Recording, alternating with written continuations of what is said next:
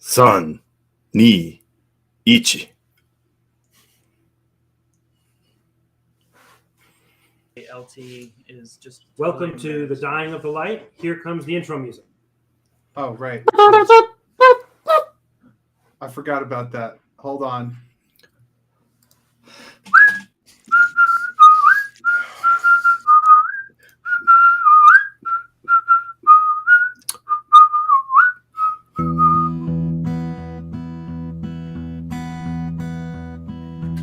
Go your own way, stones and shadows wide,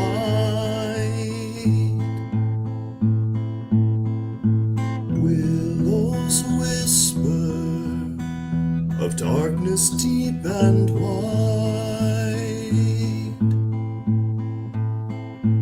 In the forest, there is no place to hide. Strange bells, tonight I fear that I will not survive the dying of the light.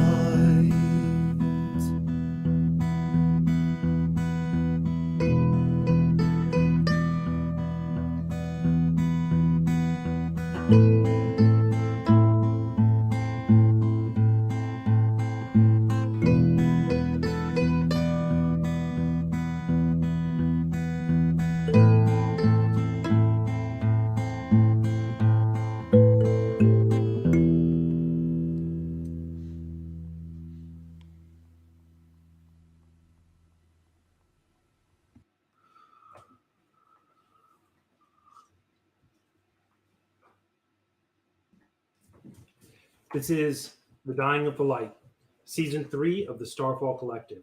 The Starfall Collective is still a collaborative storytelling group using the Dungeons & Dragons game system as a vehicle for creating rich and compelling stories in a fictional world that we've been developing together for a while. You can find out more about the collective as well as the stories we are telling at starfallcollective.com. We are back with yet another episode. Let's find out who's in this episode. I am Sir Robert, a father and entrepreneur, and I am the host of this season's story. With me tonight are a few friends playing the characters in this drama. Please say your name, something about yourself if you like, and a brief description of the character you are playing. Why don't we start with you, Dwight? Hi, I am playing Belvari, who is a human druid, and he is, how old is he? 16? 16? 16 years old. Mhm. And he is far from the action right now. There He was not invited on this excursion. That's right. How about you, Jacob? Hey, I am Jacob Burbridge, and I will be playing Talad, the sorcerer who has recently been removed from his family and is getting a new home away from murderous uncles. All right. That's a nice thing. How about you, Josh? Hi, my name's Josh. I am a web developer and Bigfoot enthusiast. And tonight I will be playing Inkatink the Kinku, who has many voices, but not one. Okay. Jared? Hey, my name is Jared, and I'm playing Yoshka, the human bard. Okay. Aaron Joy? I am playing Neno. She's a forest gnome. She's old-ish Mhm. and delightful. Okay. And how about you, Matt? Hi, I am Matthew Talamini. I am a writer and web developer based in Providence, Rhode Island, and you can find my stuff at MatthewTalamini.com. That's Matthew, TALAMINI.com. I'm playing the shirtless wizard, Diamondback, who And left finally- his Oh, wait. friend, played by Dwight, behind for very petty reasons. And finally, Pat. Hello, I am Patrick. I am playing the half-orc Toll, he was trying to figure out a way to get over there with Diamondback and Inkatink, but It's hard to get there. Yeah, neither he nor I have a solution as of yet. So All right, give me 1 sec here. I'm waiting for my. There it is. So I was going to start off slightly different tonight. I'll still give a recap of last episode, but before that, every couple of episodes here, I want to give a chance to some of the players just to have an open-ended prompt about what they feel like the current story and what they think might be happening from their character's perspective, the player's perspective, and anything they like. It's super open-ended. Just to give a little insight into where you're coming from. Tonight, why don't we go with Pat? sure. So Toll is happy for the group that they're tracking down their focuses. He himself would like to have his, but he's not really super worried about it because his staff it's pretty effective. So Yeah, he will, nice stuff. yeah, it's a nice staff. He will defer to the others and allow them to get theirs first. And something that jumped out at me, like I think it was the last time, was what the dragon said about.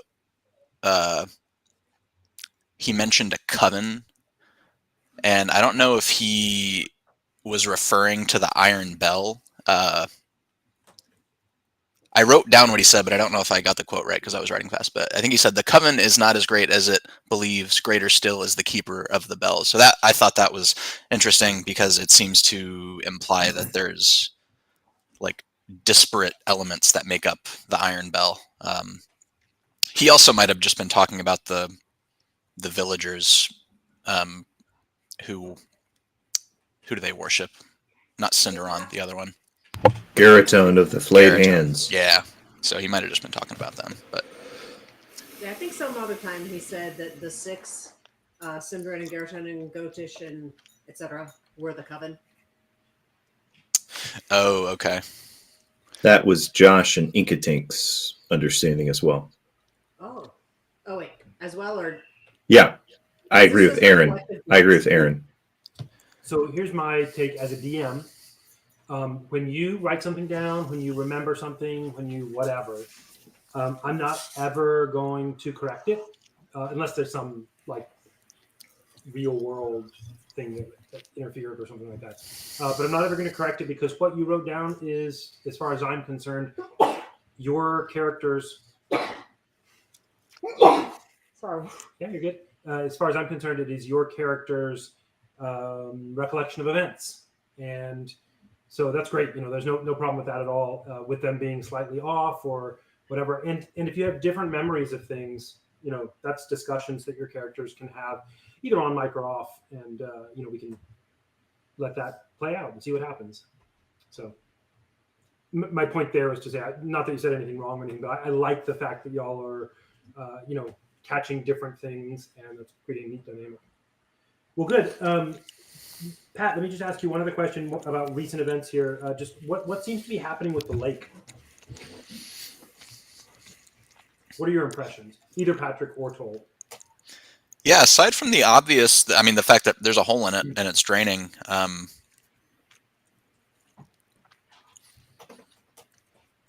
Toll assumes that there was a good reason for the dragon doing that.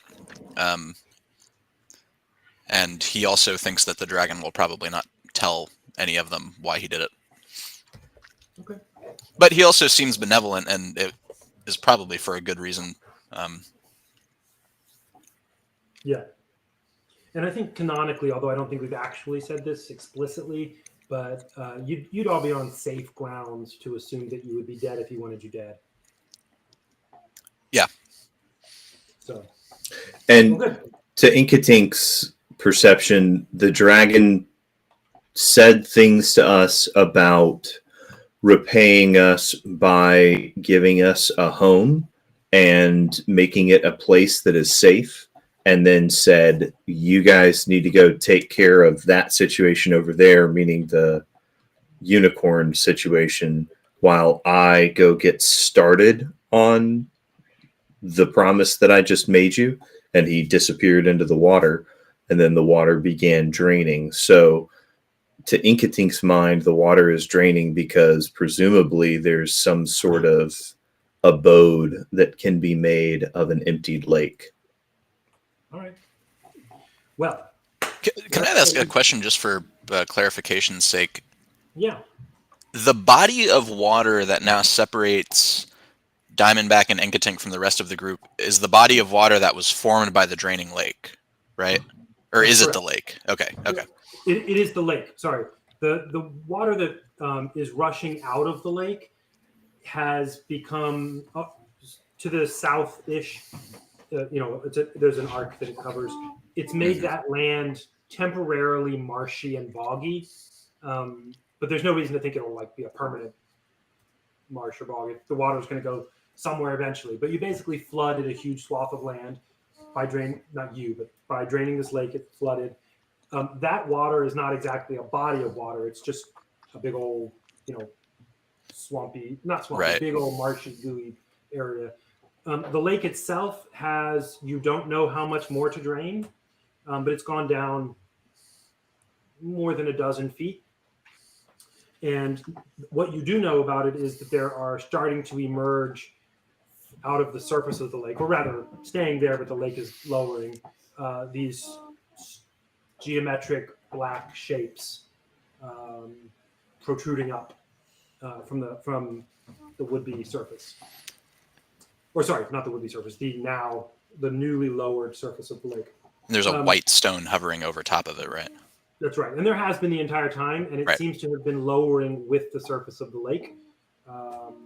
So it's hovering a few feet off the surface of the lake.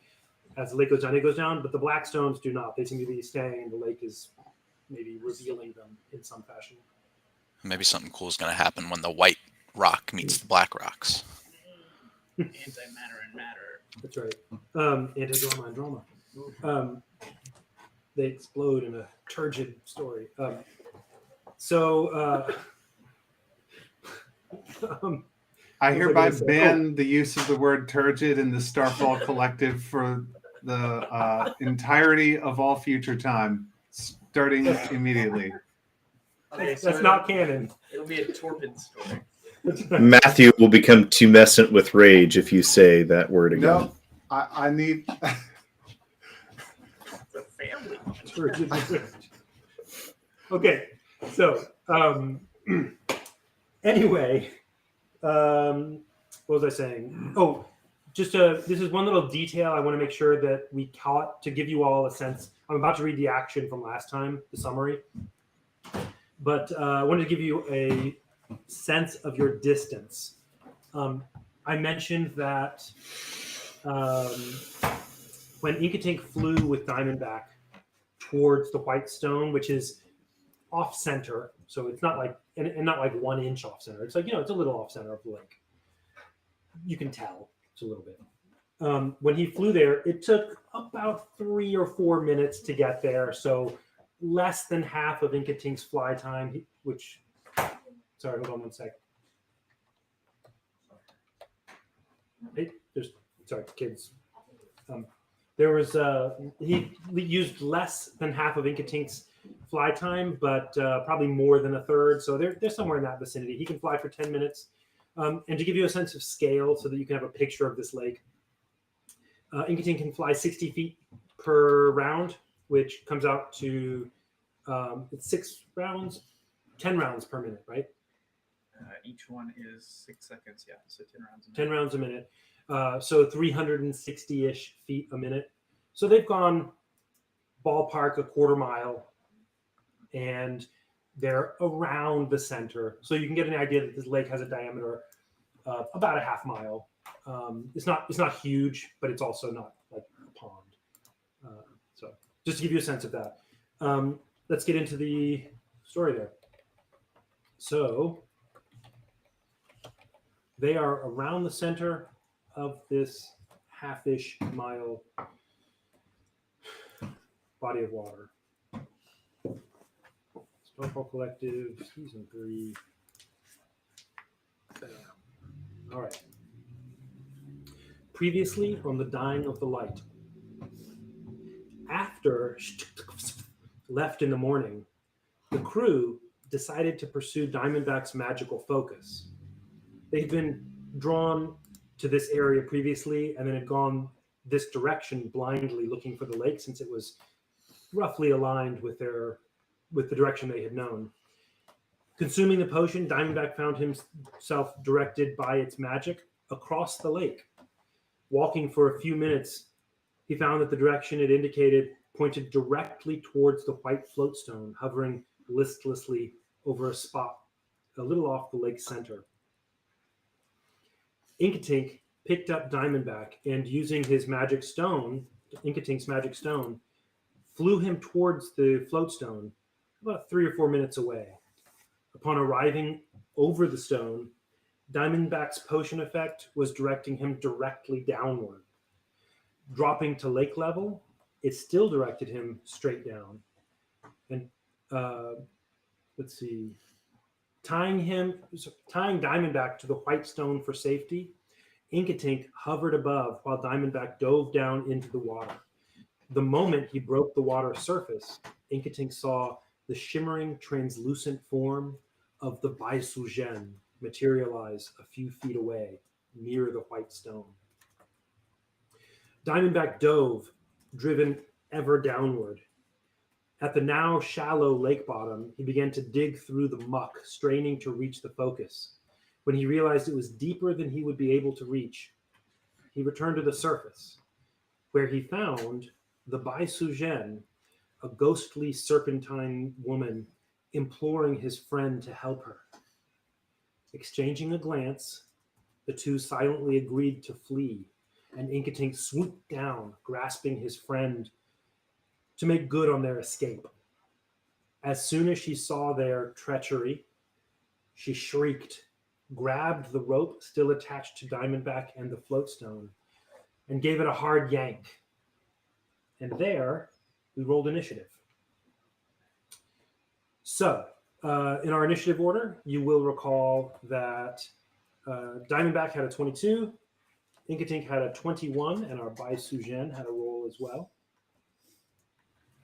Let me pull up the conflict here. Diamondback, this rope has just been pulled taut on you. It has not ripped you from Inkatink's grip, but it has stopped you from moving forward for the moment, both of you. Good thing you didn't tie a slip knot. Right. Be wearing a girdle. So, Diamondback, you're first. What do you do? I'm guessing that it's going to take my action to untie this rope. That is correct.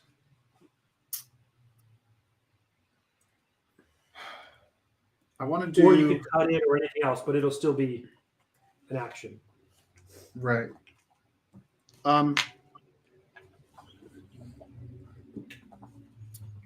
How about tell me about what it would take for me to hand something to Inkatink.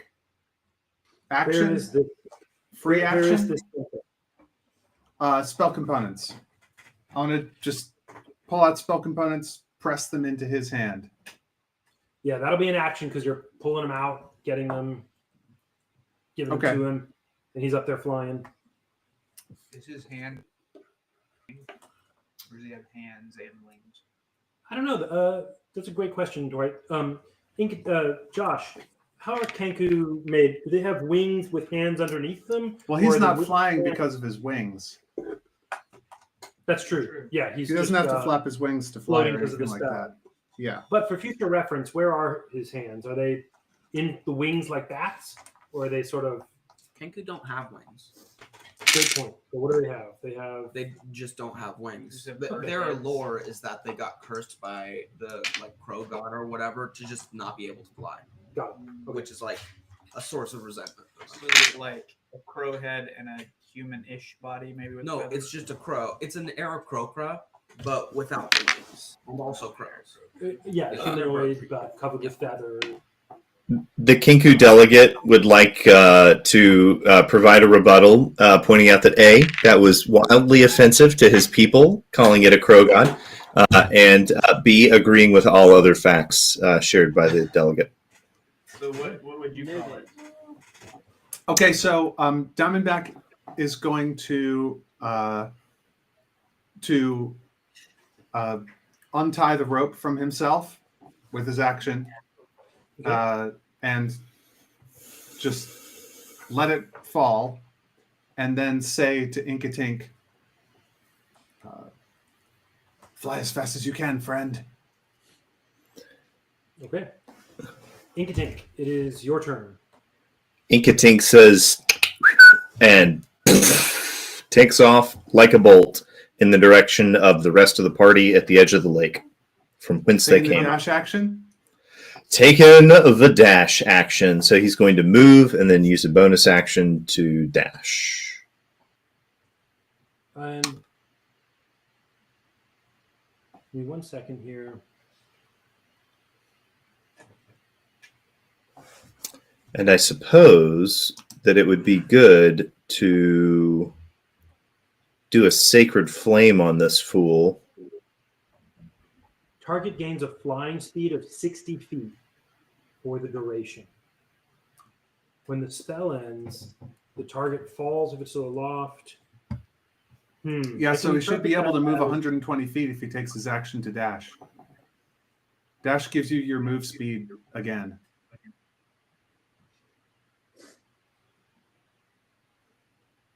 Give me a sec. I see 2 interpretations. Yeah. Okay. I'll buy that. That sounds good to me. Okay. That, like, instead of my action, Yeah. I am going to. Really book it. Yeah. Yeah. Well, I'll it's- buy that. Isn't it a bonus action? Let me look Nope. at mine. Dash is your action. Gotcha, because if There you're There are some sneaky rogue skills and Yeah, and yep, monk yep. skills and stuff that let you get around it, but usually dash is an action that gives you another movement, basically. So Okay. is that what you want to do? That is what I'm going to do. Okay. Let's see. So you go 120 feet in the direction that you are currently flying. So at the end of this rope was like at least 30 feet long, so we must be 150 feet from it if the rope was taut. Fair enough. Inelucible logic. Logic. Let's see. Yeah, and we had no indication that the rope was taut, but No, you told me that the rope was taut just now. oh, okay, great. Calm down, Matt. It's okay. That's not no indication. Simmer down. I was wrong. Can you get that into the podcast? Yeah, I'll say it 10 times. Oh, the air quotes. Yeah. I was quote unquote wrong. Nice. What happens next? So yeah, the Baisugen is shrieking with displeasure, just get back here! At you not having helped her as she has. Maybe they should have helped her. Let's see here. So you're okay. Y'all are gonna be. Let's see, blah blah blah. And I'm looking at the ranges of her stuff just to understand where we are.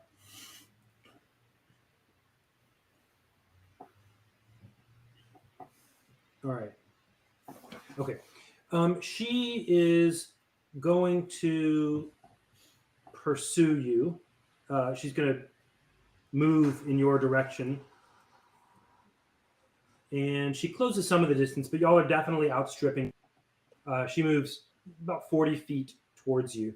And doing that, she... sorry, I had her spell list here, and I just had to pull it up for a second here. Okay. Yeah, she moves towards you very quickly, and actually pursues you at full speed as well. You've gained some distance on her, and you are currently about 40 feet from her. Nice. Wait, we're 40 feet from her? Yeah, she's booking it towards you. Okay. Wow. Diamondback, All right. your turn. Okay, so I have a question about the interpretation of the text of a spell. You can see them. Wait, sorry. Which direction are you flying, Inkatink? in the direction of the rest of the party that is on the side of the lake, looking on. Okay. The average rest of the party or the large? You can see them on the lake and the Baisugen. They're about a quarter mile away, so it's not that far. You can see them out there, and you know it's them. Like there's not a big crowd out on the lake, and you can see the Baisugen, both of them, and that they not staying and chatting with her. Okay. Okay. So How far is a quarter mile? Is that like It's like I'm half a thinking half. of I don't know what to I'm thinking of things that are in terms of feet. Okay. 1,200, 1,500 feet. So, approximate your ability to gauge. So- go. here's my question for you, DM. I have a spell that includes the text. Anything the target is wearing or carrying. Is Inkatink carrying Diamondback right now?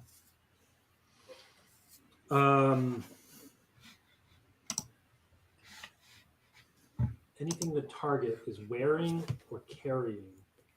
That's tricky. You're somewhere in the vicinity of riding, or he's bearing. Exactly. That is what it hinges on. If I'm riding him, the spell won't work. But if Well, he's carrying me like a piece of equipment, then it would work. So that's what point I'm of asking. order.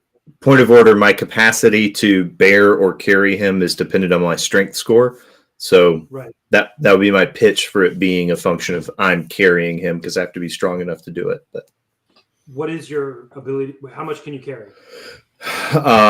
my strength score is 14, and 14 times what was it? 10 or 15, or I forgot the number, but I did the math and I found out that I can't carry Toll or Yoshka, but I can carry everyone else.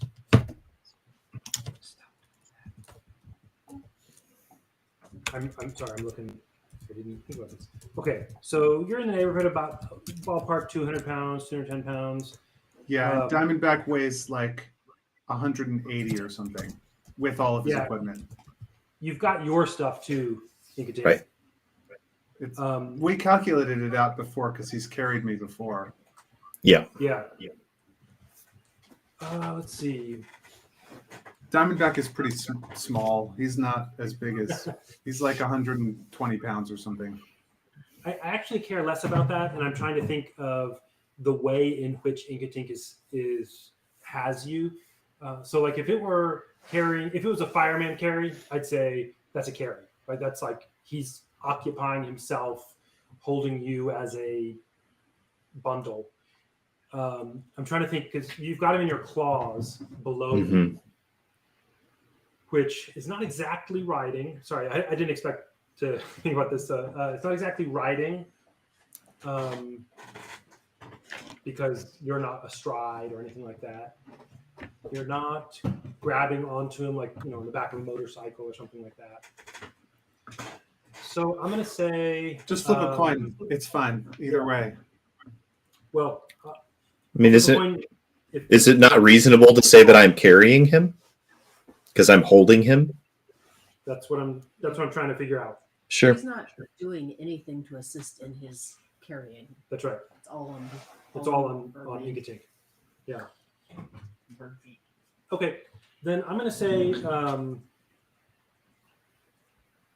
that I don't think that's necessary, but I could do that. Yeah, I'll say that he's carrying you. Okay, so Diamondback takes out of his pouch a root of the pointy branch nectarine tree, a tail of the orange pawed scorpion, and his last antenna of the spiny winged wasp, and crushes those three ingredients together to cast the level 2 spell Invisibility. Invisibility looks like this. A creature you touch becomes invisible until the spell ends. Anything the target is wearing or carrying is invisible as long as it is on the target's person. The spell ends for a target that attacks or casts a spell. I touch Inkatink. He becomes invisible. Hopefully I become invisible too. Yeah. But if I don't become invisible, then that's fine. But Inkatink... You become invisible, Matt. I will. Invisibility means that an invisible creature is impossible to see without the aid of magic or a special sense, such as blind sight. For the purpose of hiding, the creature is heavily obscured. The creature's location can be detected by any noise it makes or any tracks it leaves. Attack rolls against the creature have disadvantage, and the creature's attack rolls have advantage. So we go poof and become invisible, a blank, transparent nothing in the sky as we vanish from sight. So, and y'all are just for the record, y'all are up just above the water, like several feet above the water, skimming on surface. Just because you just came out of the water, Diamondback, and he picked you up, and is flying that way. You guys on the shore, you are seeing this pursuit happen. It's really been fast, just a couple of seconds. If any of you noticed, I assume y'all were watching. At least one or two of you would be like, "Whoa, look at that!" or something like that, right? And you see them coming at you. The Baisugen behind them. And suddenly, Inkatink and Diamondback are gone. Inkatink, what do you do?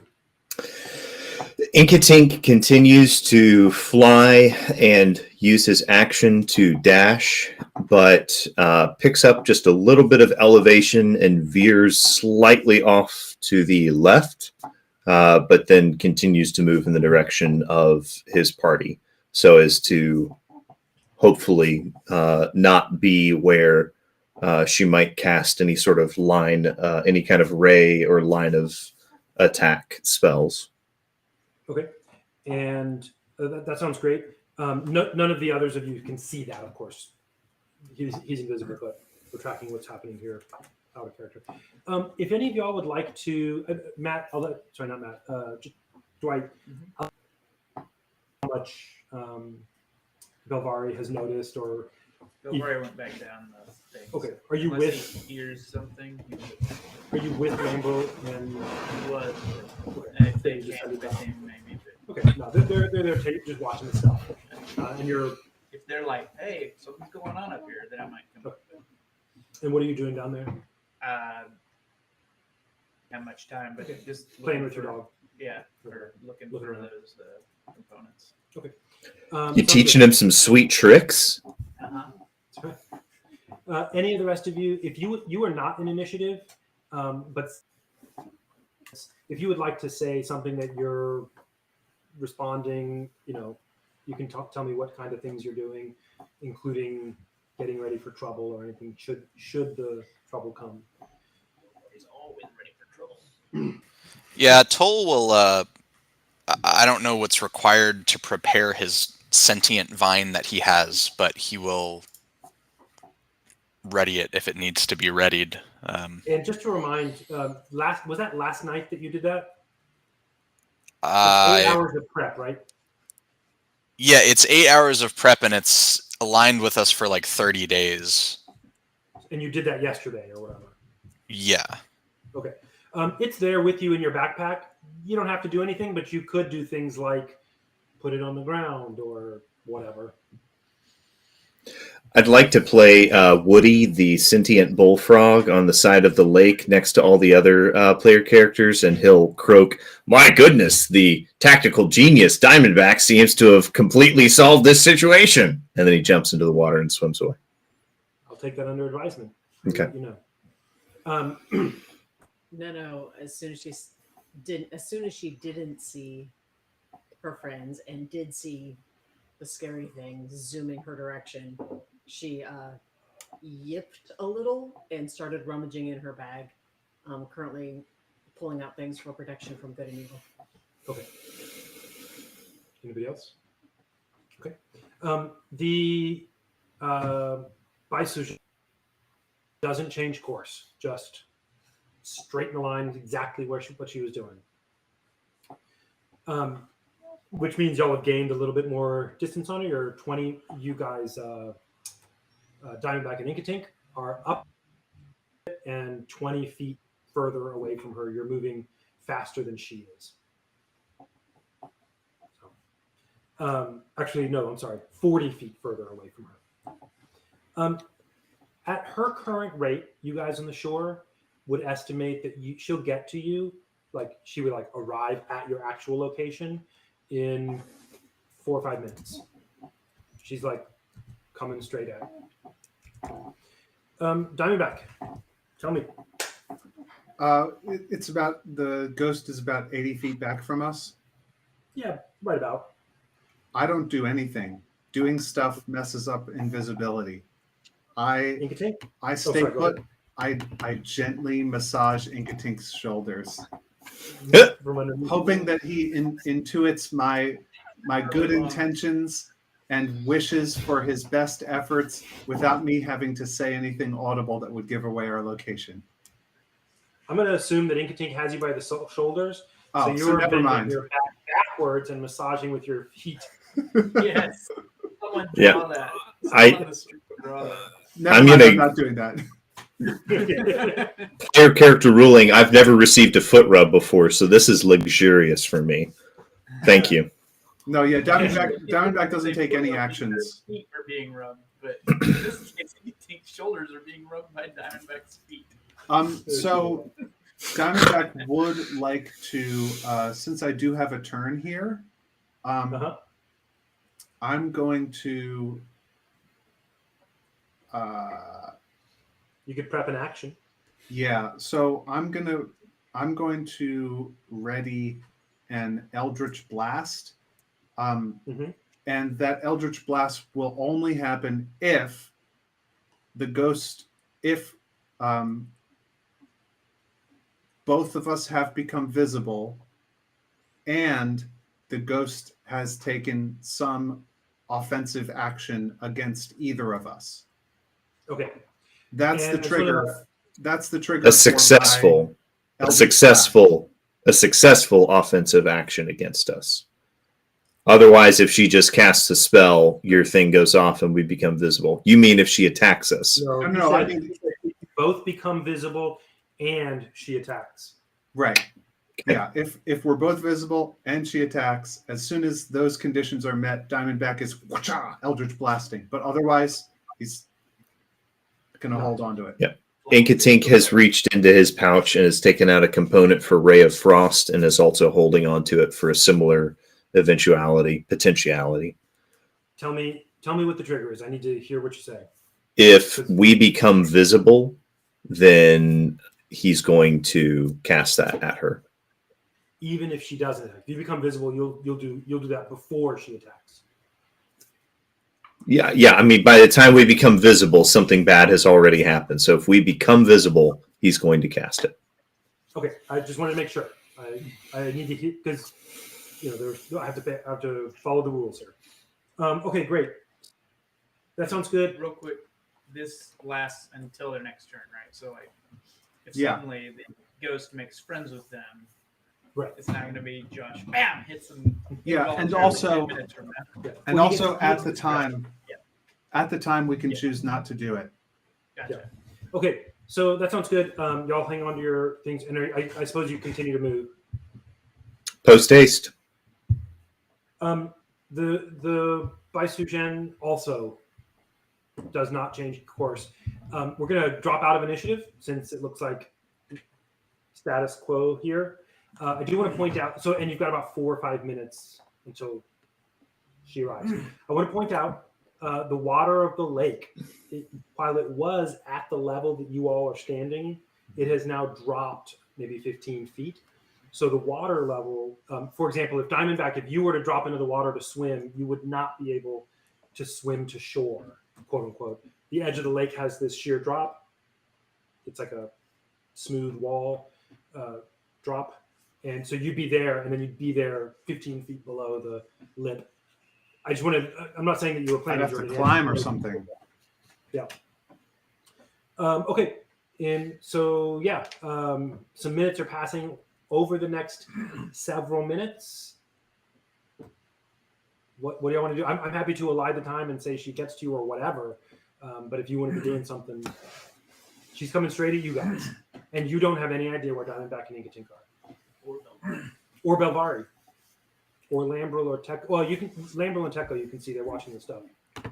Yoshko will say, I don't know if she can leave the lake, but best if we stay back when she gets close.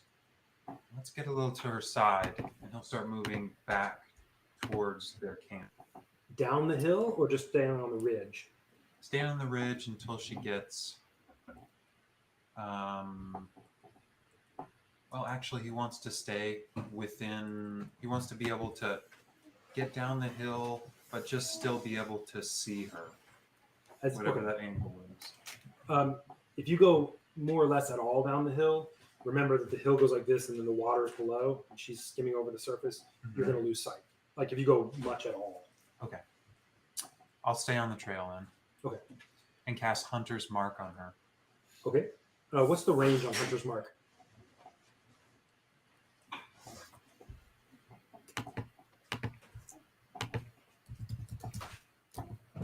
90 feet. So I guess when she gets You have to close. wait for a little bit. Yeah.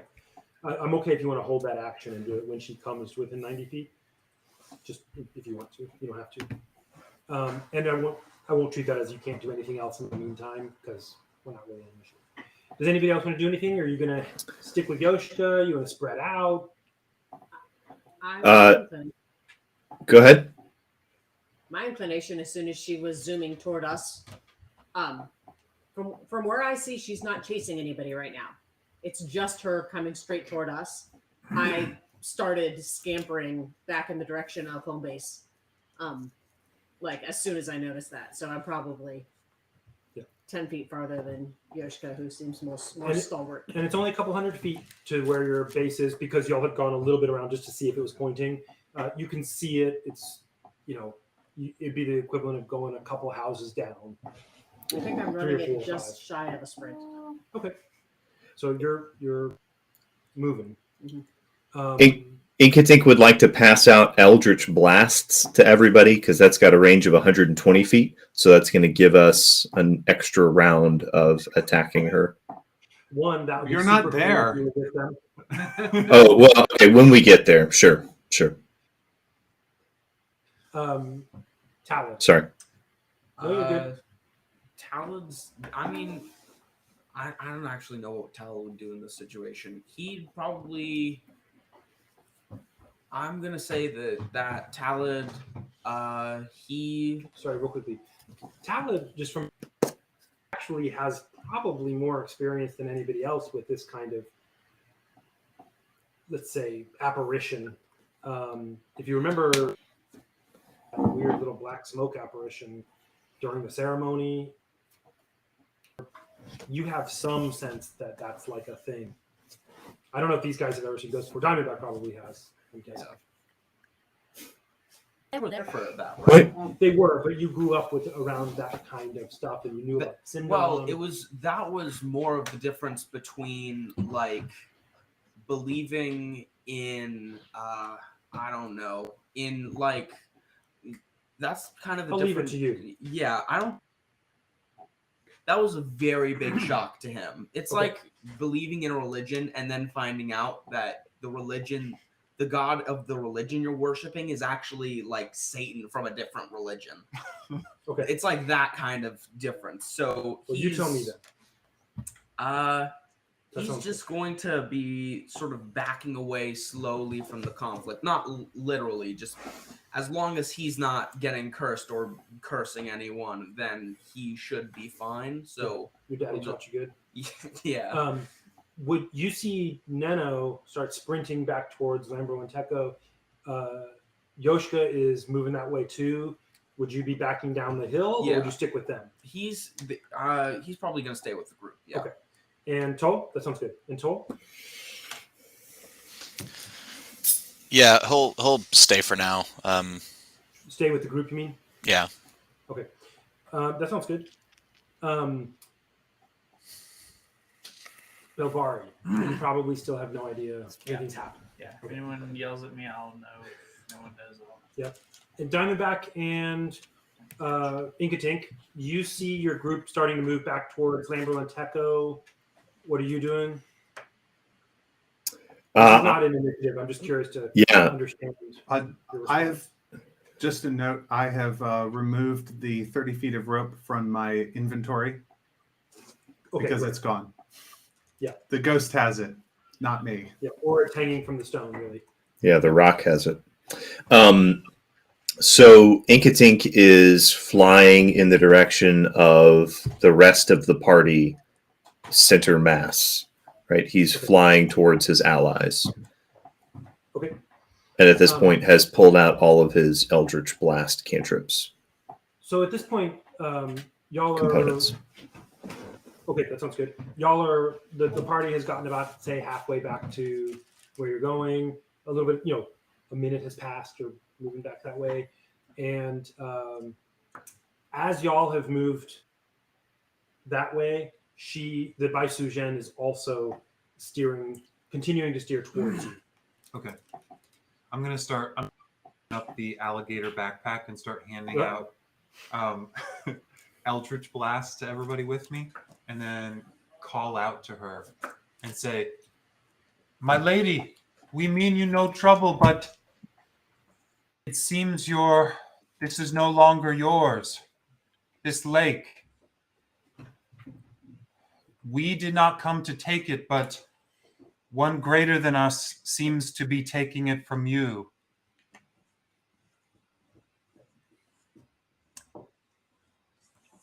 If we knew how to give you another home, we would." And just see if she says anything. We're willing to explore sublet options. She does seem to have a response. It is shouty, screamy, shrieky. She's far enough away that it's hard to hear. It has the sense of a woman who's frantic, but not banshee level. Right? Not like an undead banshee screeching harm at you as much as you can. There's you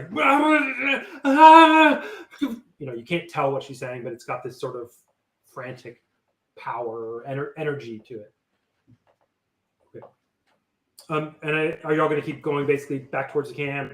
Inkatink Diamondback going back towards them?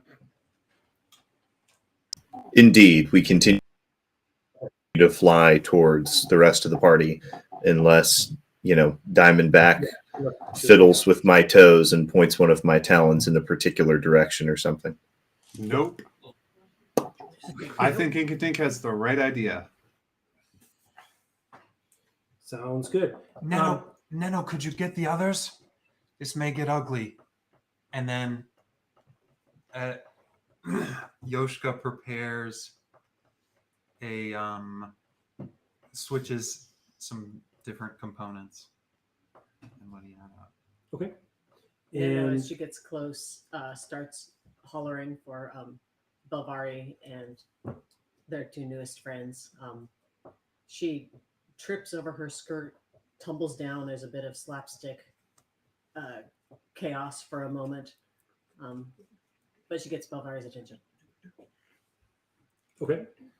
I don't know if we can talk to ghosts, but I want to try. Don't shoot at her until I try this. Okay. So as y'all are doing that, the several minutes pass, and Diamondback, if you are continuing on that course, you're going to arrive probably a good 30 seconds before she would arrive. And I'll let you pick how high above ground you are. You want to tell me? Within reason. You're underneath where the low canopy would be, or you could be right at the same level. There's no trees here because it's the lake. Well, we're about to trees run out of. there. Josh is about to not be able to fly anymore, so I think he needs to set us down somewhere. Yeah, you've got your guess, Inkatink, because you've got the best sense of this is that you'll get to the edge and have at most 30 seconds to a minute of fly time. Inkatink is going to reach the edge and alight and set down. That he's not interested in trying to use 30 seconds to a minute more of flight. He's just going to touch down. Okay. Hunker down with y'all everybody. are in that black circle where you have been camping, basically. Okay. She's Minnow has been pulling out stuff for resistance, stuff for shield, stuff for protection of good and evil, and she just has it like laid in piles around her feet. okay. She is still coming straight towards you. As she gets closer, you are now able to hear her saying, basically, it sounds as though she's imploring some of you to help her. You've got to help me, please. Please come into the lake. You've got to help me. We will send you somewhere else, but the lake is leaving, and so are you. I need you. The lake can leave. I need you to come to the stone. Why?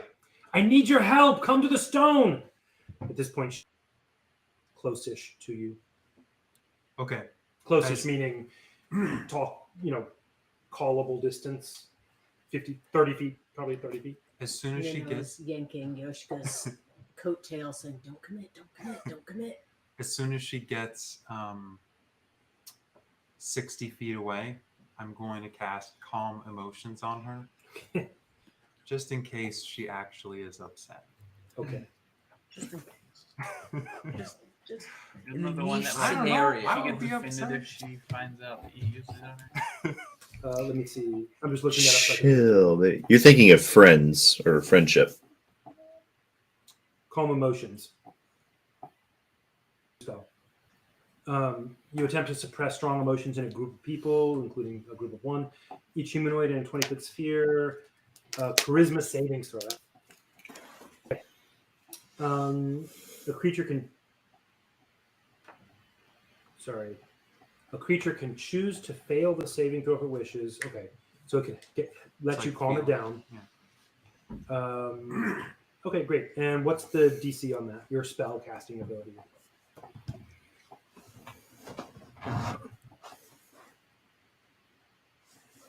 Okay.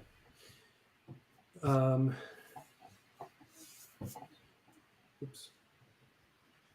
Okay. You calm emotion. She's been saying, "You got to come into the water. Come to the stone." And she, as soon as you cast it, she says, "To the stone. I need you. Come to the stone immediately." No visible change in what she's doing. Okay. Let's back off. And I'll start backing off the trail, like away from the lake. All right. Let's all roll initiative Huzzah! because it'll matter what we're doing at whatever scale. There's some more if y'all want to pass those down. 7 for Toll. Okay. 2, and I believe I'm on 16 for Diamondback. Okie dokie. And as soon as Inkatink sets me down, if he sets me down, I become visible again. But Inkatink himself will stay under the effects of this spell for another 55 minutes, or until he takes some action or does the normal whatever makes it go away. Then you got a 7. Mm-hmm. Okay. And Yoshika. I think 14 plus 17. Okay. Is the Vines initiative my initiative, or does it roll separately? Yeah, there's an initiative bonus. And do me a favor. Oh, I have +2, but I have a 9. Okay. Do me a favor, Me, Jacob. Talon.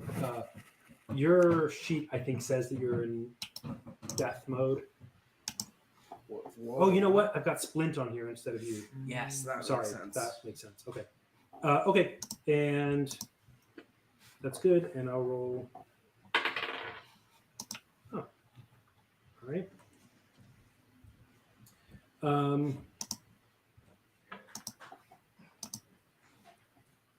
Alrighty.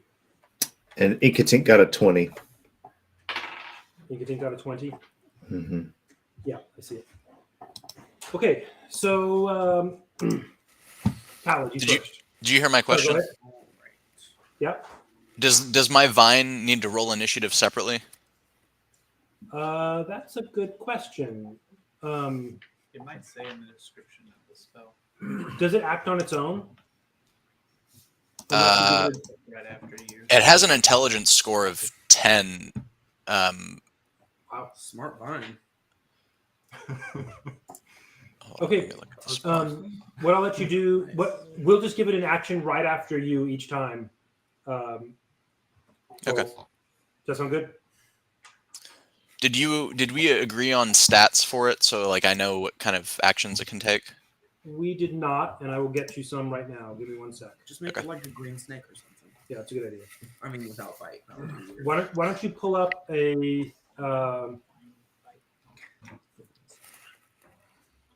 just a regular?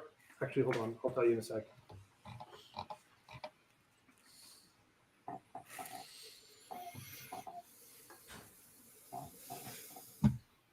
Nope. Oh, sorry. Yeah. Why don't you use a vine? I mean, sorry, a snake. Just pick a regular level snake, not like super fancy or anything. We can pick one together. Do you have your D&D Beyond open? Yeah, I do. How about a constrictor snake? Because it's a vine, a grasping sort of thing. Yeah, that's fine. And you can use. Does it have thorns? Did we say that already? You were going to pick one with thorns, I think. I think I did pick one with thorns. Yeah. Then use both bite and constrict. It can try to constrict, or it can use its thorns to try to do a scratching type of bite. Does that sound good? Sure. All right. And it'll go right after you. Okay. In that case, Talad, you're first. All right.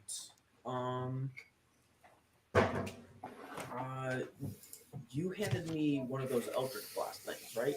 I'll use that. Okay. Because. Do it. All right. Let me find that real quick. Or if you can, that'd be good also. A ranged spell attack. Mm-hmm. The description of this is that a beam of crackling energy streaks towards a creature within range. Range spell attack against the target. On a hit, a creature takes 1d10 force damage. And you're doing this at a lower level. So it's 120 feet. It's within range. Do that range spell attack. Do I have any pluses or bonuses or anything?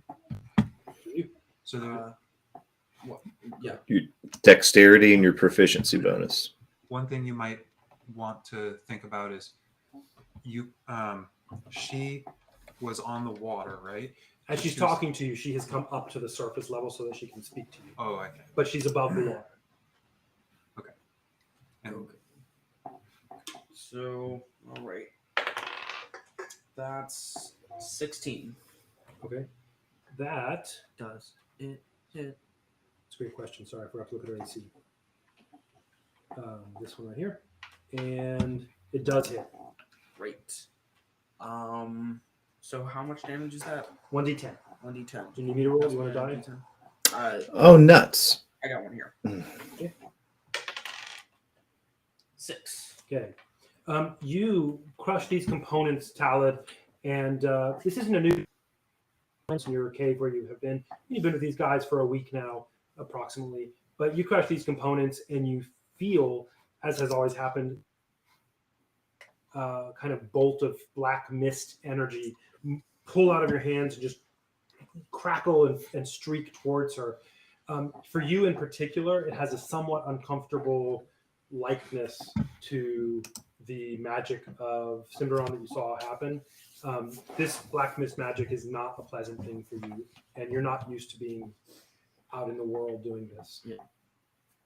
Sort of flavor, it doesn't affect you necessarily, but I'll let you play with that as you will. All I rolled right. my initiative with a D12. Good Let's try job. again. You did it. That was a 4. That's 2. I don't think that changes anything. Okay, so you do 6 damage. Yeah, and then so who is the closest party member Probably to Nano. me? Nano? Yeah, probably Nano. You're probably sticking. Alright. It would be either Nano or Yoshka. I'm going to really feverishly shake my hands to just to talk to my I don't know. I'm gonna feverishly shake my hands and then dash over next to Neno, next to behind her. And Neno, you see him shoot this out and do this kind of weird like reaction to it. You're not exactly sure, but it makes you jittery and nervous and afraid. You're starting to feel that as well from his like responding. And Dash was just describing Yes. your motion. Yeah. Not the technical dash. Yeah. Okay, that's good. Inkatink, your turn. You are invisible with your party. So Inkatink is going to move away from the party off to the side, and then is going to cast Ray of Frost at her. So let me Because cast that. Oh, hey, 23. I'm guessing that's going to hit. And her speed is going to be reduced by 10 feet until the end of my next turn. okay. Uh, Does it do damage? it does, and it does 4 damage. Okay. 1 second. I'm pulling it up. Where did I put her? There she is.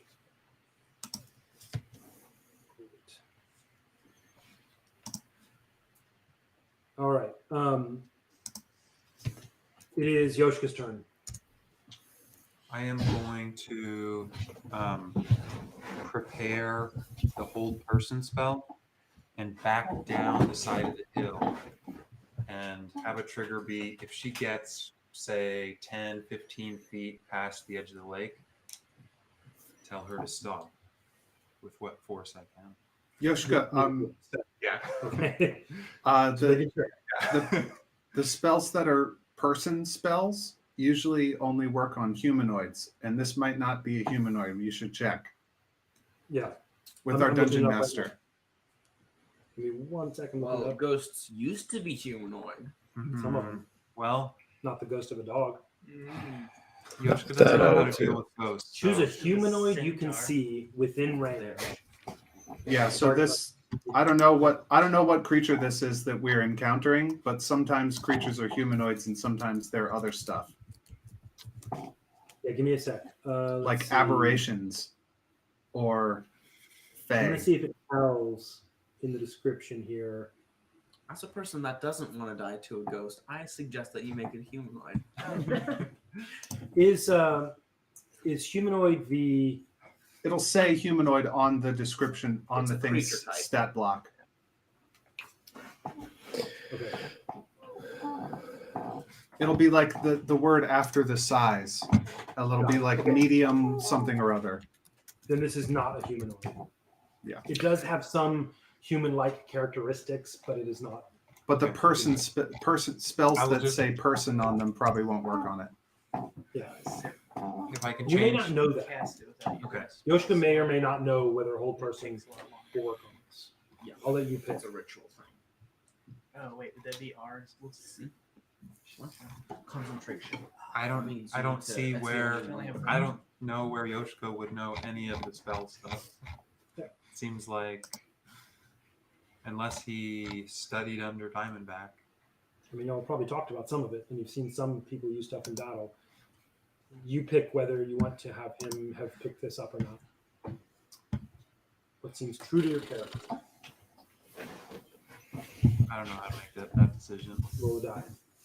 Okay, even I do it, I just don't know. Odd, I somehow sense that it wouldn't work. You could have him make an Arcana check. This is Okay, this would be like an easy Arcana check. That's true. Did you want to do that instead in Arcana? Yeah. I mean, I let's- already rolled a 15, so no. Okay. Then sure, go for it. We'll take that. That'll be your Arcana check. Yoshika will just prepare Eldritch Blast and then use his full movement to back up down the hill. Okay. And he'll shoot if she gets, say, 15 feet past the edge of the lake. Okay. And he'll say to everybody, "Let's get back. I think she might be stuck there." Teko! And he's there with you. Yeah. Oh, cool. And they're okay. You know, I didn't know if he was. Lamberl and Teko were on that platform and they saw this craziness happening. Teko is already familiar with the Baisugen. She's the one who messed up his daughter, who's got some kind of weird coma situation. If I saw him there as I was backing up, I would probably say, "How do we deal with this?" And I have no idea. We've always just avoided the lake. Okay. I'll just prepare an Eldritch Blast then for that trigger. Okay. Sounds good. It is. Where'd my mouse go there? Hold on. It is Diamondback. It'll be Diamondback, Neno, Toll, Bovari. That's the Diamondback, Neno, Toll, Vine, Bovari. How far from the Baisugen am I? NPCs. You're about 20 feet, Matt. Okay, so I'm going to back up 30 feet so that now I'm 50 feet away. And I'm going to cast Mage Armor on myself. Okay. Which will raise my my armor class to 16. Works for me. That was Diamondback. Yep. And the mage armor shines like this sign that says, "Do not touch." That's right. It looks like rattlesnake scales around me. Does it make that sound? No sound at all.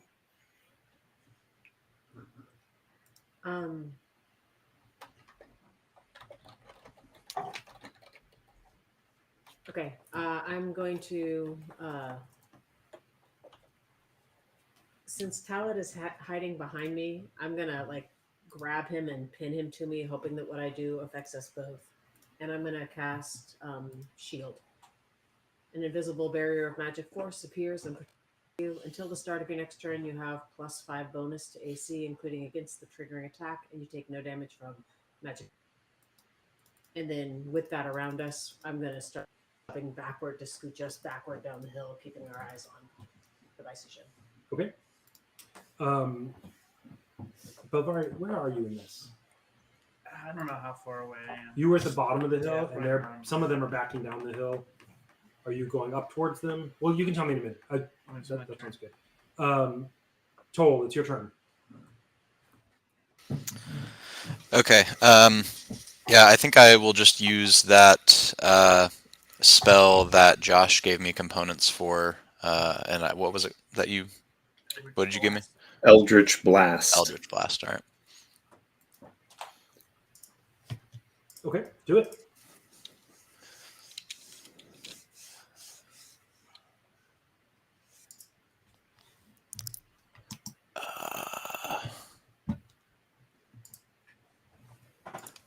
My bad. I didn't have it pulled up. Yeah, no worries.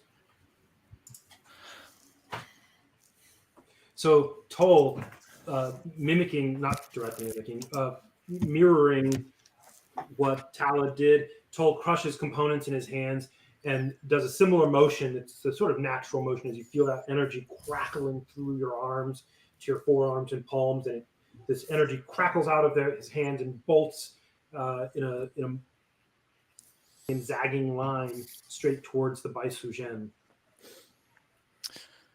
I know I asked this like every single time, but to roll a ranged spell attack, it's just a D20 plus my spell attack modifier, right? Yes. Yes. Yeah. Which should be your proficiency bonus and your dexterity. All right, so that was an 18 to hit. Nice. And it's 1d10 force damage. 4. A popular number. That is. Your vine does what? I think what I want to do is have it bite the Baisugen, because if it constricts it, it's probably gonna like get hit by y'all, at which point it won't be friendly to us anymore. So I'm gonna give you let's go with, how long are your ropes? Like 30 feet? 50? I think they're 50 feet. Yeah. I'll give you a 50-foot vine. Fair enough? Yeah, that's fine. So it will bite. Yep. It'll do a whip attack with its end that has thorns on it. That's the bite. Right. And that's +4 to hit from. Now I got to do it. Okay, so for the hit modifier for this is just its proficiency bonus, Sure, that sounds right. or is that based on? Is it based on the attack? I've never really done anything with like NPC. I think in the description of the attack, It says tells you. It says +4 to hit, so but I didn't know if that was like with the proficiency bonus. That is its that's its proficiency. Yeah, bonus. you roll Okay, a so 20 so and add just the 4. +4. Yeah. All right.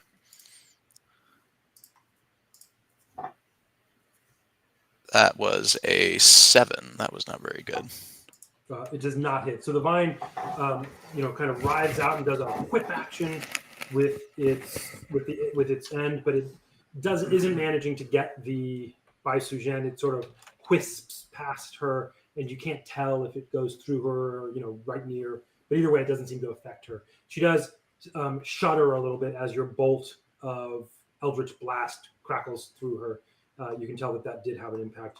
And Belvari, who has been at the bottom of the hill, picks up the stick that Chekhov just dropped at his feet and throws it. like at her. No, just out into the woods. Into the woods. Yeah. That's your action. Yeah. And I'll let you also interpret, just like the vine, right after Belvari. What does Chekhov do? Chekhov runs after the stick. As he should. Yeah. Okay. Sounds good. This creature, this Baisugen apparition, moves towards you and places itself that's kind of among you. You're within, about 50 feet of her. She's there with you all. So, point of order: her speed is reduced by 10 feet for what it's worth. Just to remind you. Okay, keep going. Yeah, no problem. And thank you. And but she is able. She was there at the edge of the lake by then, talking to you. And she gets within about 50 feet of each of you, and shrieks at you. Why will you not help me? Huh? And Belvari says, and as she does so, her face just sort of contorts with rage and agony and just grief, freaking out. And this horrifying visage appears on her. It's just terrifying to behold. I need each of you to make a DC 13 Wisdom saving throw. Oof. Let me roll to see if that. Oh, Inkatink. You know what? Inkatink. I'm going to use my inspiration, and I'm going to re-roll my wisdom saving throw. And I got an 18. Cool. Heck yeah. Toll got a nat 20. Okay, tell me what you 15 got. for Diamondback. 15 for Diamondback. 13 on the dot. 13. Oh, sorry. Wait. While y'all are working that out, I have to look at this. I failed. A DC 13. You failed. What would you get? 10. Okay. Belvari? I'm not. Oh, you're not in. That's right. Who failed? Just Yoshka?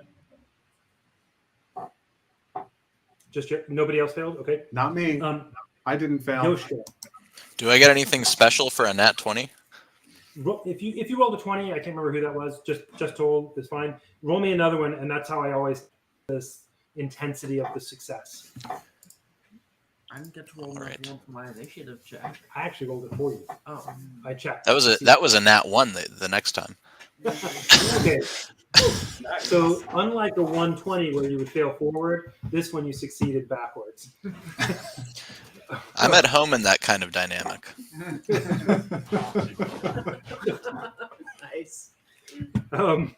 So what happens here is, let's see, Yoshka, you're frightened. This freaks you out.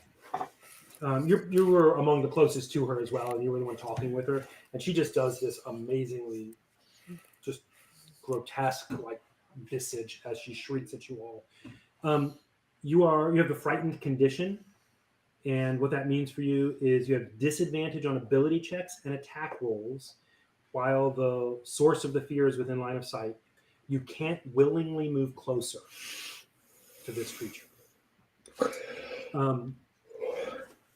A frightened target can repeat the saving throw at the end of each of its turns. So you do the same DC 13 at the end of each turn, and that'll end your condition on a success. If a target's saving throw is successful or the effect ends for it, and I believe that means, maybe y'all can interpret, maybe especially DMs already. Does this mean if you are successful in the saving throw at all, or if you were frightened by it and then are successful? For what? It says the condition ends on a success if the target saving throw is successful or the effect ends for it, meaning it runs out of time.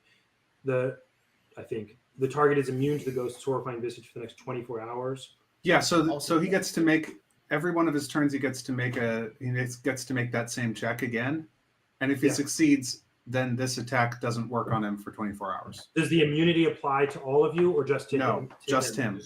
Okay. Having overcome the fear, it can no longer affect him.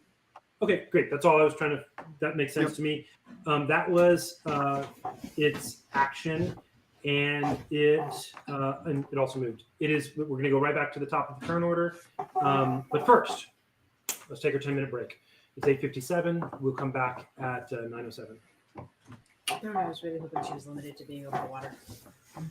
I don't have a way to like make it stop streaming, so mute yourself if you don't want your sound to continue going out. Deal. Into the world.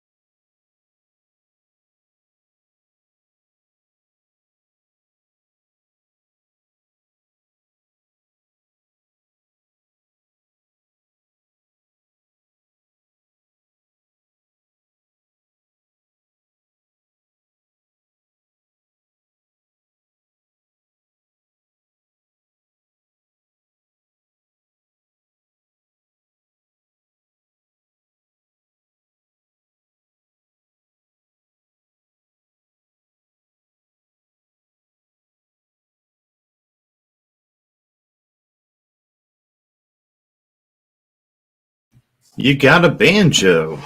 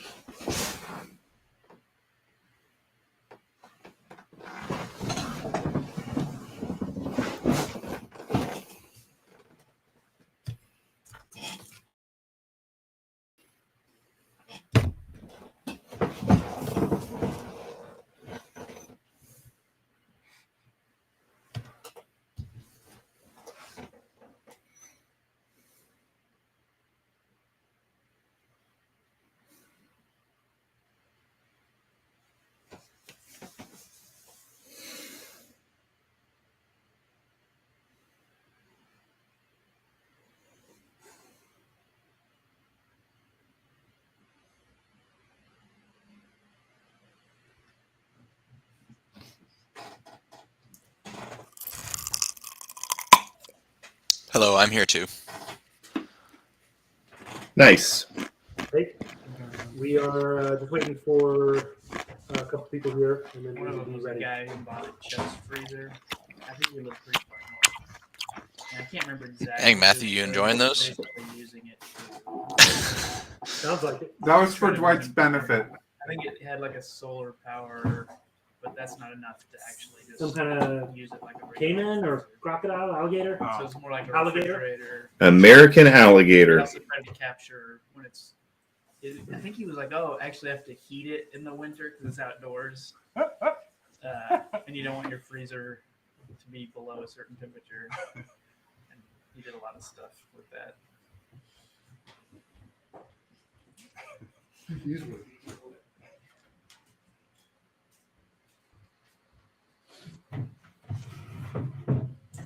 All right.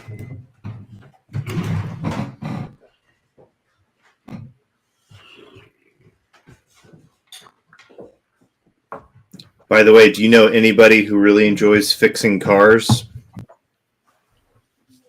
That doesn't sound like the start of a good sentence. I don't. So Hmm. I do, but do you have Yeah. an end to that sentence? Well, I have a Volkswagen Jetta that needs a new clutch pack, and I have not the desire to fiddle with it. So at this point, if somebody wants it for the value of what a junkyard would give me for it, I'm happy to pass it on to someone who wants to work on it.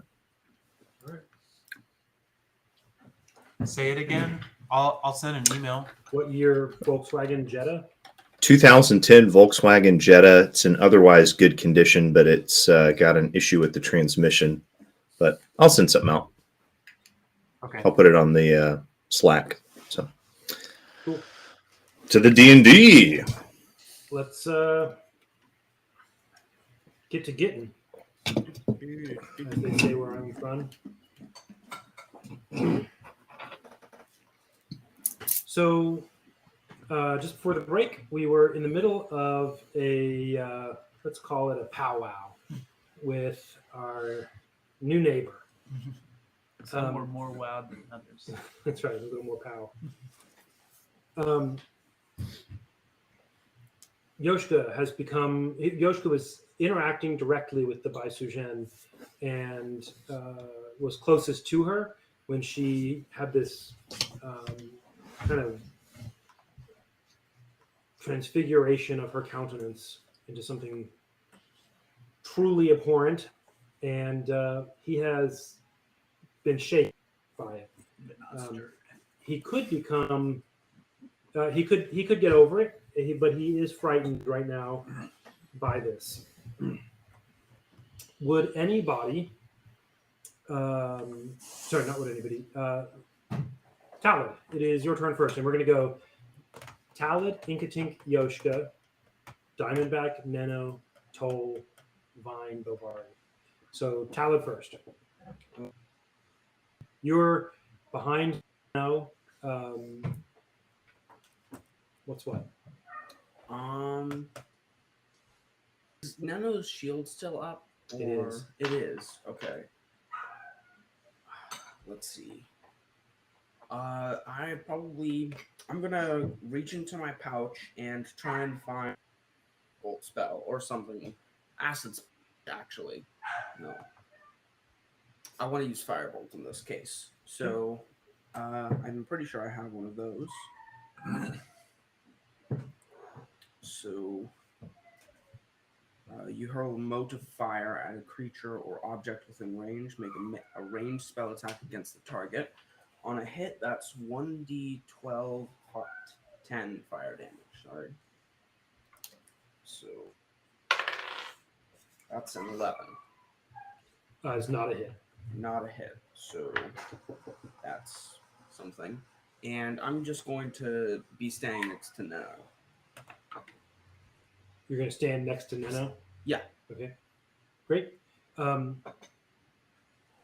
So you cast a firebolt in your sort of disoriented condition. You are not able to actually make it land, but it's a good, it's a good effort. Inkatink, you are no longer invisible. You have moved off to the side and cast the thing.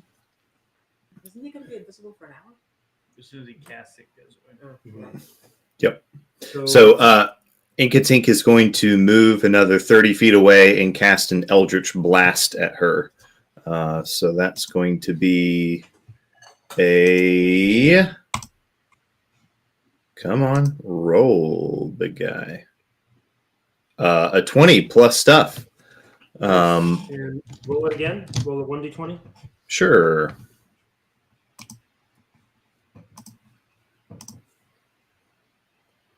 It's a 17. Okay, so it's a very good hit. You're going to do that. Of course, you're going to do the double damage on the damage, double damage dice. So what do you got? An 8 and a 2, so 10. All right. So you really blast her. This Eldritch Blast just you can see her visibly sort of writhe as the energy crackles through her in this. You've done some serious blow there. As Inkatink does that, Yoshka, it's right now. You have disadvantage on ability checks and attack rolls while the source of fear is within line of sight, and you can't go closer to it. I'm going to turn and flee Okay, including dash. Okay, so you're going to run which direction? down the hill. You're basically heading at this point then straight towards Belvari. You're going to get about to where he is in the course of this. Okay. Just to give you a sense of that. He is, by the way, about 20 feet from maybe, yeah. Let me see. Let me think here. No, he's probably about 40 feet from the edge of the tree line approximately to, the bottom. The hill goes down and then it flattens out and then the trees are there. And he has thrown that stick such that his dog Chekhov has run into the trees, to fetch the stick or to get it. Okay. Diamondback, your turn. Yeah, so how close is it to me? It's come closer since I moved last, right? Yeah, it's within 50 feet of you. Okay, so I'm going to continue backing up. And How far? so that I'm 80 feet away now. Okay. And Are you going, in which direction are you backing up? Like down the hill towards where? Yeah. Okay. Down the hill.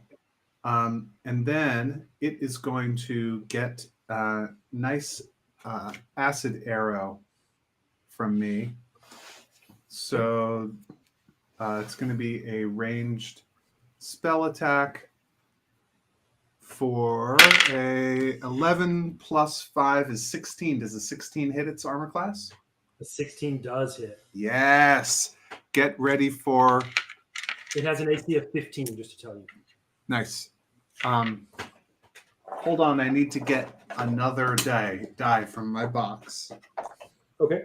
This is not that impressive, but it's gonna get 4d4 damage right now, Okay. and then on its next turn, it gets 2d4 damage as the acid continues to eat away at it. Oh man, I rolled a 4 and 3 once, so it's 7.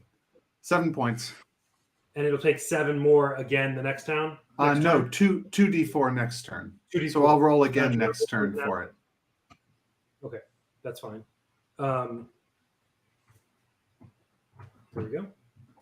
And so that was Diamondback, and next it's going to be Neno, Toll, Vine, Bilvari. Neno, you have your shield up around you. You've got Talib behind you. I'm saying partially for the audience. You've got Talib behind you. He doesn't seem to be as frightened as Yoshka. Something else was happening there. You find yourself a little rattled by his rattled, but you're there doing your stuff. Yeah, we were backing away from her down the hill, but then she went in this direction. I don't know if she is past us. She's or within still 50 in front feet of of you. us. Like in front of us? In front of you still, towards the lake. Okay. Then all of you have been kind of backing towards you, and she's been kind of keeping with you. Okay. I don't want to depart from the crew, so I'm gonna keep moving in that trajectory, and I'm gonna try and keep holding onto part of Talon and see if he comes with. And while I am moving in that direction with the shield up, it doesn't require concentration. So I'm going to throw the Eldritch Blast that I was equipped with. Thank you. Do it. Yeah, sounds great. 19. Neno, those of you who happen to be watching Neno see, rather than her arms moving exactly, although they clearly are, you see the folds and billows of her skirts and cloaks waving around with her arms, and this energy, this black mist of energy, as you've seen several times before, crackles straight towards the Baisugen, hitting it again. You said a 19? Hitting it again. It doesn't have, it hits it hard. It is aware of that. It's not shaken like it was when Inkatink just hit it, but it is hurt. What kind of damage do you do? 1d10, right? Yeah. But she may do half because it's a not cleric spell. It's a warlock spell. So I guess all of us should be doing half, right? I've been taking care of that. Okay. It's not an actual D10. That's But thank you, by the way, I appreciate that. Yeah. 6. What is it? A 6. Okay. And Toll, your Vine made a good effort last time. Sorry, until the start of my next turn, I have +5 bonus to AC. That's my AC, not That's the just for AC. Yeah. Okay. And you've got you did that kind of cool backpack whip Vine thing, as well as I can't remember what you actually yourself cast. But I just used the Eldritch Blast, yeah. Eldritch Blast. Okay. You're gonna do it again? No, I think what I'm going to do is cast Wall of Thorns with my staff. And I did not realize this. When you cast it in a circle, it is not a hollow circle. It's a circle that is like the whole area is filled with thorns. I did not realize that, but on rereading it, That's cool. it's kind of crazy because of how much damage it does if you end your turn in there, and the fact that all of it's thorns. Anyway, you'll see. So I'm going to cast it just wherever the Baisugen would be in the center of it. How big a circle? It is 20 feet in diameter. Wait, hold on. A circle that is 20 feet in diameter and is up to 20 feet high and 5 feet thick. Oh, maybe it is just the outside. I don't know. The wording kind of has me confused. Yeah, it's a wall, so the 5 feet thick is how I've been interpreting that. Yeah. Okay. I think you're right. I think I misread it. Okay. But I guess it will still have to go through it if it wants to get at us. So what I'll do then in that case is I guess I'll still do a circle so it can't like go around it. But I will cast it so that it is just inside the inner part of the thorns. So it will take damage now, and it's also going to take damage when it starts its turn because it's in the thorns. Okay. Sounds good. Give me 1 second here. I'm looking at one thing. All right. And I love that I don't even have to roll to hit with it because it's just an AoE thing. So Yeah. Great. You do that. This creature is. Sorry, give me 1 second. I actually have to look up one thing I just forgot to look up.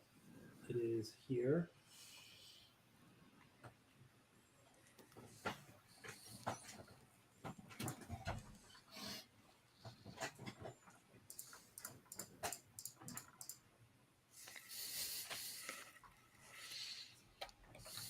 I'm reading the wording of Wall of Thorns so I can understand. You create a wall of tangled brush. The wall appears within range on a solid surface and lasts for the duration. And that can be the ground for me. You choose to make the wall 60 feet long, 10 feet high, 5 feet thick, a circle that has 20-foot diameter. Each creature within its area must make a dex saving throw. On a failed save, they take a certain amount of damage. Creature can now move around the wall. See, it sounds like the circle is just a full blown circle. the area thing was what made me think that, but I think it's just referring to the area within the actual thorn wall. The volume of the wall part. And I'm just sorry. So what's your spell casting so I can do the dex saving throw? My spellcasting modifier is +1. What's your... I don't know what that means in terms of this. I need to know your spell attack, I guess. My spell attack is +3. No, I need to know an absolute number that your sheet should have. Let me look. Sorry. Save D? Is that... The save DC is 11. Yeah. Okay, great. Thanks. Sorry, I was pulling up your sheet. I couldn't remember what it was called. Went down to 3. That's right. Okay. And this guy has, or girl, gal, whatever. Okay. You cast this, and the creature, as the thorns form, slides forward a few feet and is not affected. She's in the circle now, but not affected by the cast by it hitting her. She saved under DC. She takes half as much damage on a successful one, I think, right? Yeah. I'm trying to understand what the... Oh, I see. Okay. Sorry. I had to interpret the fact that she's a ghost. I had to interpret what that means for the kinds of attacks that affect her. Yeah.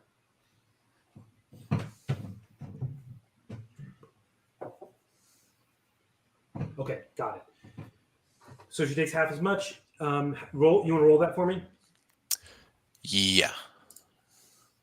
That is 15. You rolled a 15, or half of it is 15? I rolled 30, and then I divide. It was 7d8, so I didn't know how to have it. Got it. Yep, that works. We round up. Yeah, 78, 30, 15. Okay, great. Okie dokie. Bam. Your vine now goes. What's it going to do? I don't want it to get hurt and not be friends with me anymore, so I'm just gonna have it be ready if the Baisugen makes it out of the wall and have an attack waiting. Okay, and she would have to. Sorry, the thorn would have to whip through the thorns, the wall of thorns, or whatever, move through it to get to her anyway. Right. Yeah, that's why I was saying it can just wait until she's out. Okay, and Bilvari, what are you going to do? So how far away from me is she right now? She's now about 60 feet from you. Okay, I will. And from Yoshika. And then, is there anyone within 5 feet of her? No, because the stuff is around her. Right. I will turn around and fling an ice knife at her. Do it.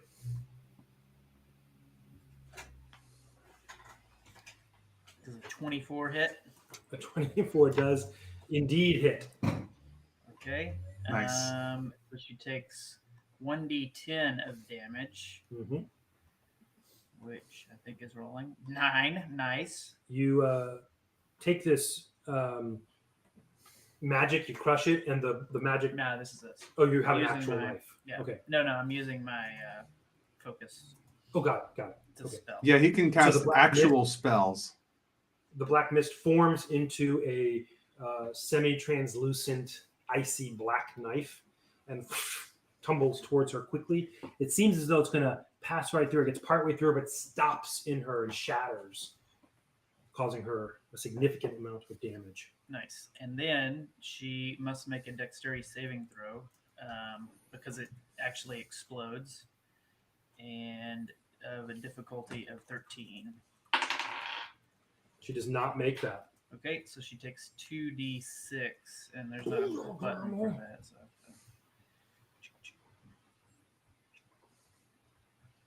She takes 6 more damage. That was a strong hit. That was meaty. Cold damage, if that matters. Okay. Great. The first was piercing. The first was piercing. The second was cold. Yeah. Okay. Great. It is now her turn again. She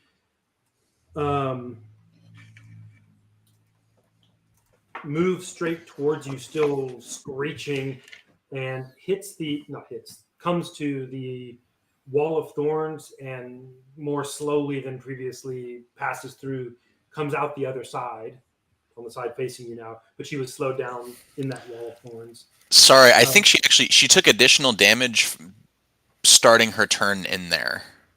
I think. Let me look. That makes sense. Let's see.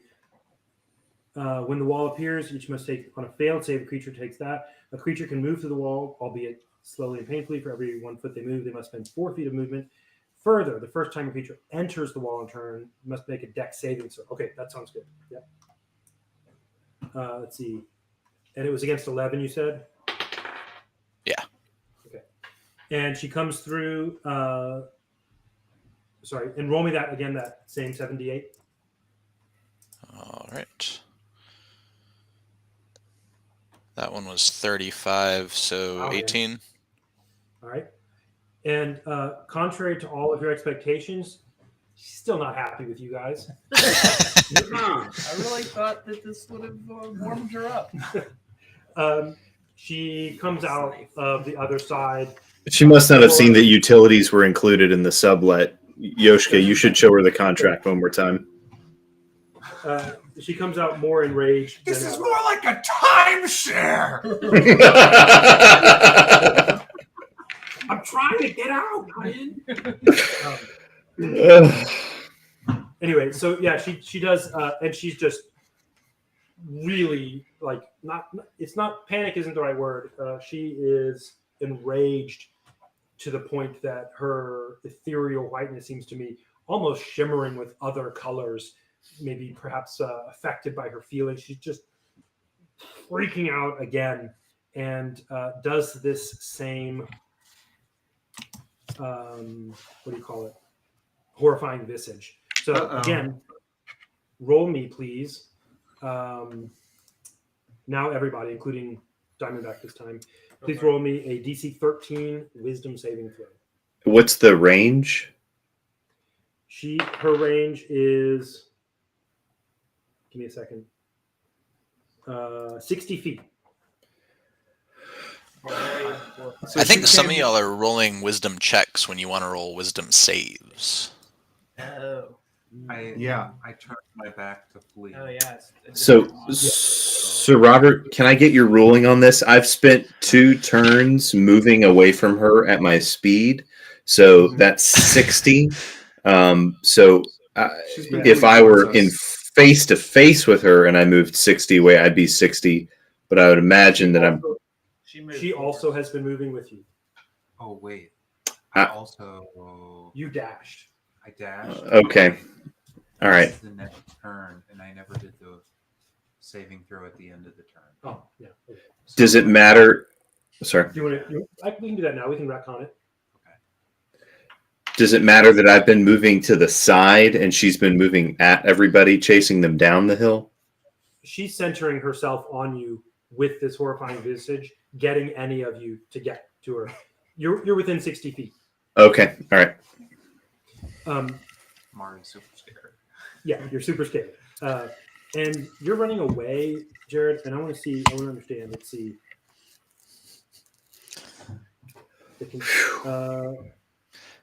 Yeah, Dwight, you lucked out when you re-rolled. You went from 7 to like 17. 60 feet of the ghost that can see it must succeed on a DC 13. So I'm going to say, Jared, you can't see it. You're running away. You're a dead sprint away from it. So you don't have to roll this one. So what'd y'all get? 17. 14. 15. 15 for who? Inkatink. Toll, you got what? Toll got a 7. Diamondback? Diamondback fails with an 11. And Neno? 12. Toll, you got a 7? I did. Okay. Everyone who failed has the same frightened condition, right? And by the way, Lambrel and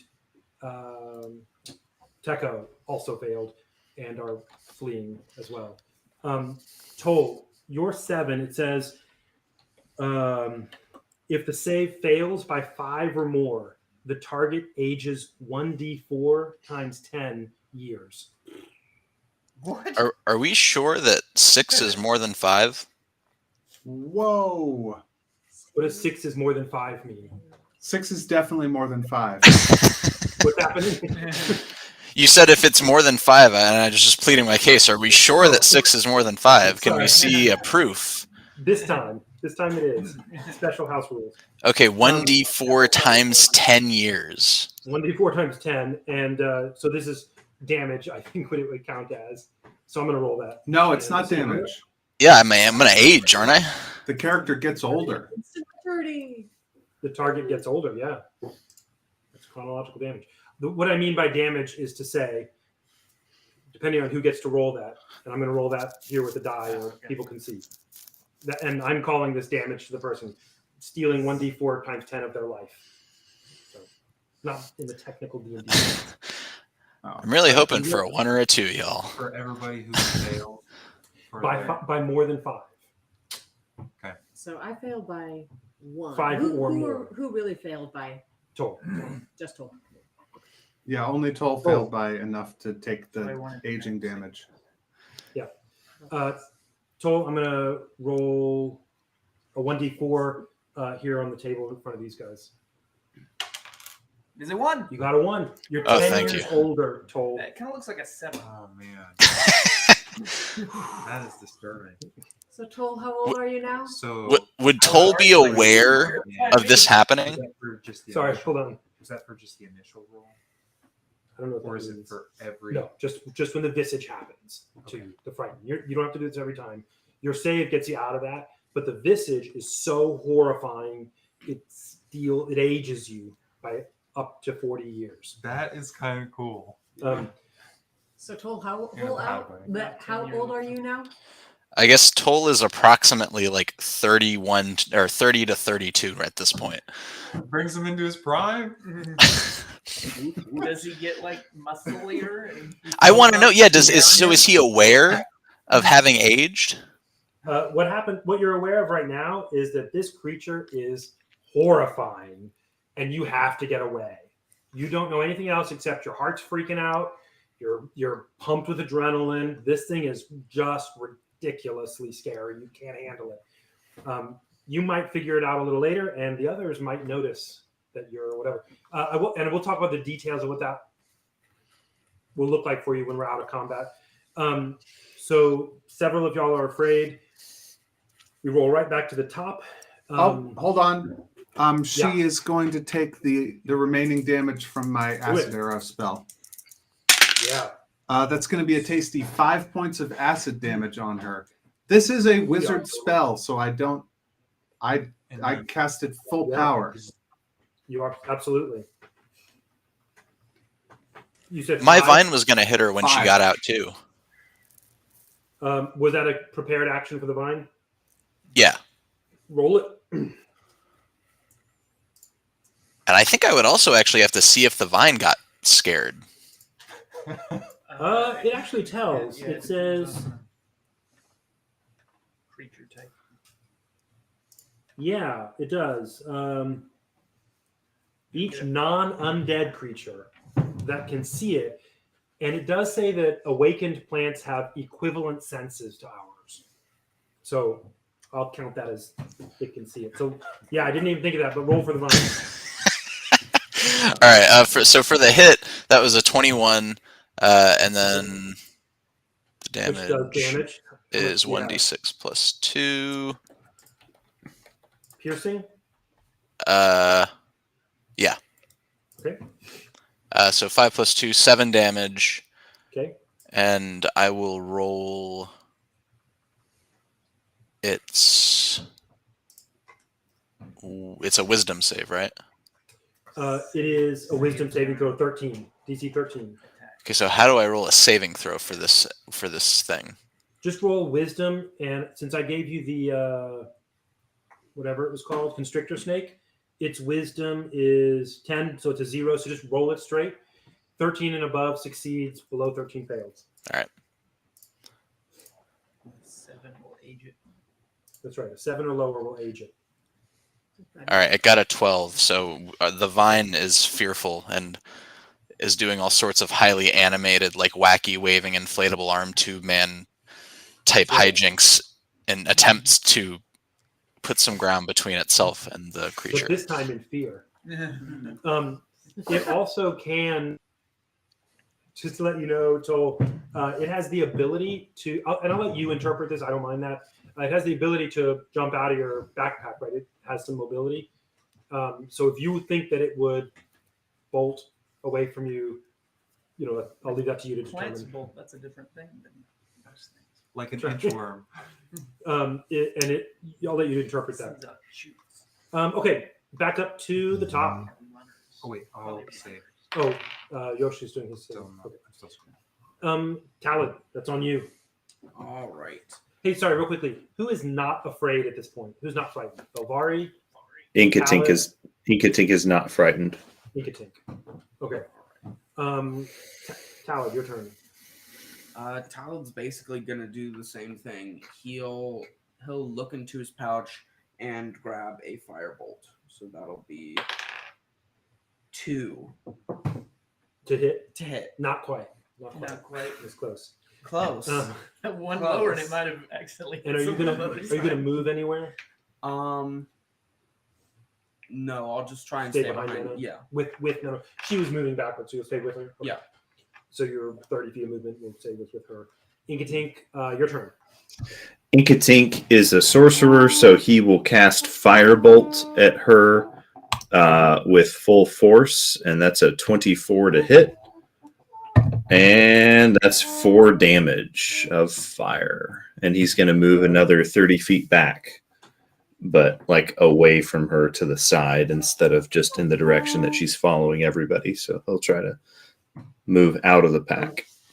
She's significantly worse for the wear here. Y'all have been really doing some damage with your various attacks. Just to let you know, she's still up and raging, but you're definitely, you can see that she's significantly affected by what you're doing. Yoshka, you are afraid. Sorry, and I just want to check this. A frightened target can repeat the saving throw at the end of its turn. So at the end of your turn this time. I'm gonna run away again. Sorry, go say it again. I'm gonna run away again. Keep running away. Okay. Diamond, and roll your. Why don't you roll to see if you stay frightened? Wisdom 13. Are you? What'd you get? Still frightened. And 9. what's your wisdom? It's like 11 or 10. Diamondback, your turn. Diamondback is rolling a personal wisdom check to see what he decides to do with his fear, and does not and finds himself more scared, and so he is going to perhaps unwisely use where's this? Use the last use of his invisibility spell that he has in his pouch on himself. Okay. And then continue 30 feet away from the thing, from the bad guy. All right. But I'm invisible Are you as well as running? frightened. Are you running in the form of, turning around and running away? Or Yeah, are you Diamondback backing away? turns tail, casts invisibility on himself, and runs, and is looking for a place to hide. If he can And get to a Inkatink, by the hiding way- place on his next turn. That sounds good. Yoshka is running away as well. Inkatink, are you backing away, aware of the threat? Are you turning around and running? What'd you do? Inkatink, yeah, I think he's moving. He's trying to get, more than 60 feet away from her, but he's continuing to face her. Okay. I don't know that it would be. I don't know. Is that? I guess he could run away from her and face away from her so that she can't.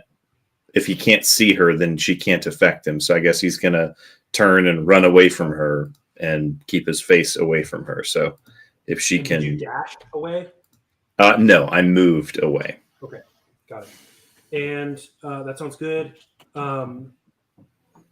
Let's see, Neno, your turn. You are frightened. Okay. I am frightened. I am still in. Oh, I'm sorry. Hold on 1 second. Diamondback, please roll me another DC 13 save to see if you come out yes. of your at the end of your turn. At the end of my turn, I roll a 20. A 20. Okay, you are no longer frightened. Begin immediately, and at the next turn. No. Before you roll, you're frightened by this amazing sight, right? This astonishing sight, and you've got Talad right behind you. You've been kind of backing away. He's got his hand, like he's shaken, but not the same as you now. This is like a whole other level with this crazy creature, right? Talad, before we go any further, I didn't ask you this on your turn. Let me ask you. You're not frightened. You see these others get frightened, and you can tell it's different than you were having something about the magic. What do you think Talad's response to this is, seeing his friends in a critical situation, but you're not frightened by it, which says something, right? You have the wisdom to know something's going on, this kind of thing. Where are you in this? Like, how do you feel about what's happening?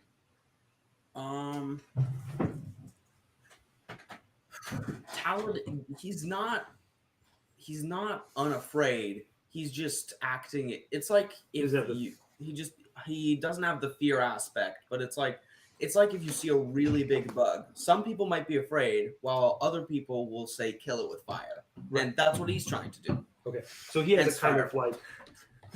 See, I would have thought kill it with fire was even more afraid. He's saying there's an aggression in him about it. Gotcha. No, I'm sorry. Some people say kill it with fire, but they don't actually go and get fire.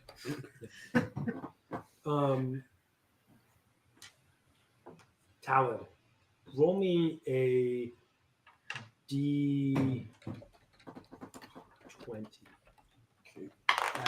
Oops. 11. Okay. Neno, it is your turn. You have just seen these things happen. People are moving away. Inkatink's now spreading out one direction. People are starting to diverge from your group. You've got Talad right behind you. You were terribly frightened at the moment that this thing happened. You find yourself surprisingly angry. It's overtaking your fear. And the frightened effect wanes as you're making your decision. And you're angry at this creature now. What do you do? Okay, well,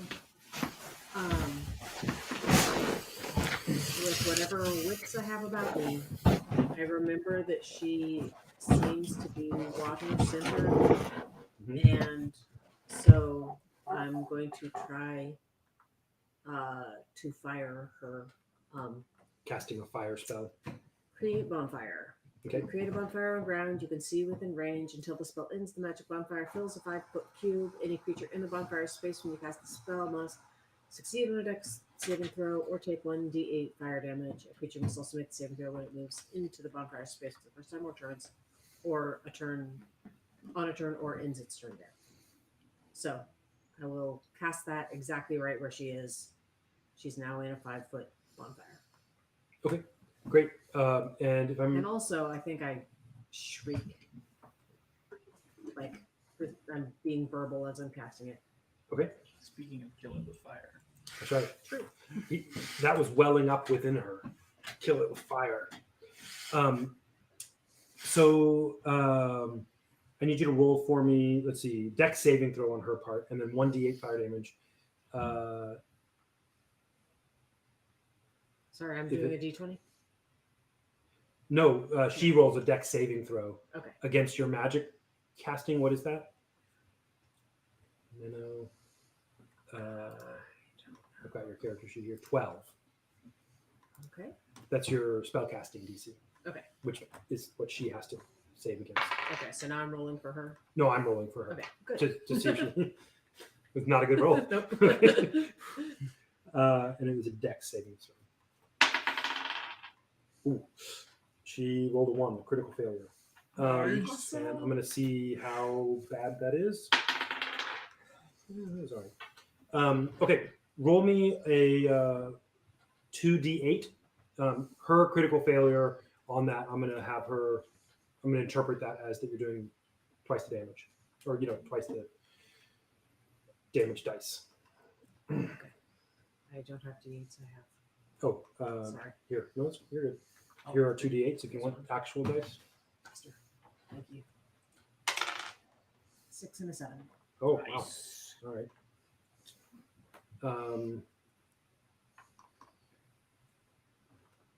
6 and a 7. Do them separately because they were the entered in. You guys, Toll, you just saw Neno really burn this creature, like actually try to kill it with fire. And it did a significant amount of damage. The bonfire is just tearing this horrifying spirit up. You're super frightened right now, as is your flailing, thorny plant. What do you want to do here? I am going to grab some components from my pouch and cast Acid Arrow. Okay. Assuming I am within 90 feet of it, which I think I am. Yes, you are. You cannot move closer. You can move far away, and you can do Right. this kind of thing. Yeah. Disadvantage. With disadvantage, because you're afraid of it. You're quaking in your boots. Okay. So that's a ranged spell attack. And a ranged spell attack is the same as a spell attack, right? I would Yeah. imagine. Okay, so the first one was a 17. Second one was a 6. That's good. Yeah, doesn't hit. All right, and I'm just gonna run. And it sounds good. And I want you to make a dex saving throw against the thorns in your whatever's bag. And Okay. it's just a DC 10. It's a 50-50, but you have whatever your dex is gives you the bonus. So Right. It was a 6. okay, it's not trying to attack you, so just do a D4 for the damage. You're just getting caught. All right. That's 3. Okay, and mark it. And what are you going to have your thorn vine do? I feel like it can't attack because it would have to get closer to it, so it's just gonna stand by, I guess. Okay, it's not going to jump out of your bag or anything. No, in my mind, I reconciled it because it is charmed by me, so I think it would be charmed enough to stay where it was. I might not be able to convince it to attack, but I don't know if it would, just bolt. That sounds good. I'm happy for you to determine that relationship that way. Okay. Belvari, it is your turn. Belvari whips off another ice knife. This time at second level. So, oops, that just brought up the description. Roll the dice. Second level. How's a 20? A 20 does hit. Roll me another d20 for the intensity of that critical hit. Nice. How's a? Oh, it wasn't a D. It was a 15. That's fine. Plus 15 five. hits. Oh, it wasn't a d20. Okay, Yeah. great. So never mind then. But it does hit still. Gotcha. Great. It It wasn't a natural 20. Yeah, not natural 20. Supernatural 20. Yes. So then 1d10 of damage immediately. Piercing is 6, Mm-hmm. and then it needs to make a Dex 13 saving throw. Which it does not. Okay, so now it takes 3d6. 3 ice damage, which is 8. 116. You said that was ice damage. Yeah. Okay. So 6 piercing and 8 ice. Okay. Or frost, or let me see what it actually says. Cold. Cold damage. Okay. Sounds good. Good thing I got that extra d6 of damage. Okay. Would have done 5 instead of 6. So I am Or just. I guess 2 instead. I'm going to give you all some insight into what I'm doing here because this is you hit an interesting border case. I am using 2 different creatures' stats because of just what this creature. There wasn't an exact thing for it, and one of the creatures does not have anything with cold, and the ghost is immune to cold. So I gave it resistance to cold because that's how I was for the different things. That's how I was doing it. Which ended up, interestingly, giving it resistance to more things, but immunities to nothing, which is nice for y'all. But it had, how much damage did you do with the cold? It was, sorry, I lost it. It was 8. It was 8. And you can see, I'll show you guys, show you, Victoria. It had 4 hit points. Nice! Hey! So resistance gives it half damage, does half of the 8. It had 4 hit points left. Dwight happened to knock it exactly to 0. As this creature seems to vaporize, to sublimate into nothing, losing its coherence in front of you, still shrieking. You hear it as the shrieking and shouting fades away. You hear it saying, by the way, not seeming to be caring much that you've heard it really badly. It's just angry, like just shrieking with rage. And you hear it say, "No, not again, I'll get you, I will get you." And it fades to nothing. I don't like that again part. I'm glad this dragon got us a nice, fancy house. With a ghost inside. So, Haunted by the bad ex. it's about 9 a.m. What do you guys want to do today? Well, Initiative stops. circle You up for are- group therapy. That's right. Led by the elder of your tribe, not Neno in this case, Toll. Right? New elder. The frightened effect lasts. Sorry, give me 1 second. Did it say for 1 minute? As this thing dissipates, scattered a bit. Belvari and Talid kept their cool. Neno was momentarily frightened, but actually didn't end up being affected by it. She found herself more enraged and did indeed kill it with fire, damage it with fire, as she had an almost subconscious urge to burn it. The rest of you, I was aiming for evaporation. yeah, there you go. Because it's water, right? That's right. And the rest of you, Inkatink also, I guess, was deeply concerned, but not concerned enough to be moving away very quickly, but not frightened in the same way. The rest of you were in a panic, right? You had that jittery rush of adrenaline, that cold just break through your flesh as you just shake, and you're having a hard time calming down. You stop running. The fear wears off. Jared, Yoshka, you're in the trees a little bit. You kind of feel it break a little bit. You're still jittery. You see Chekhov there, seeming to be none the wiser, trying to calm you down.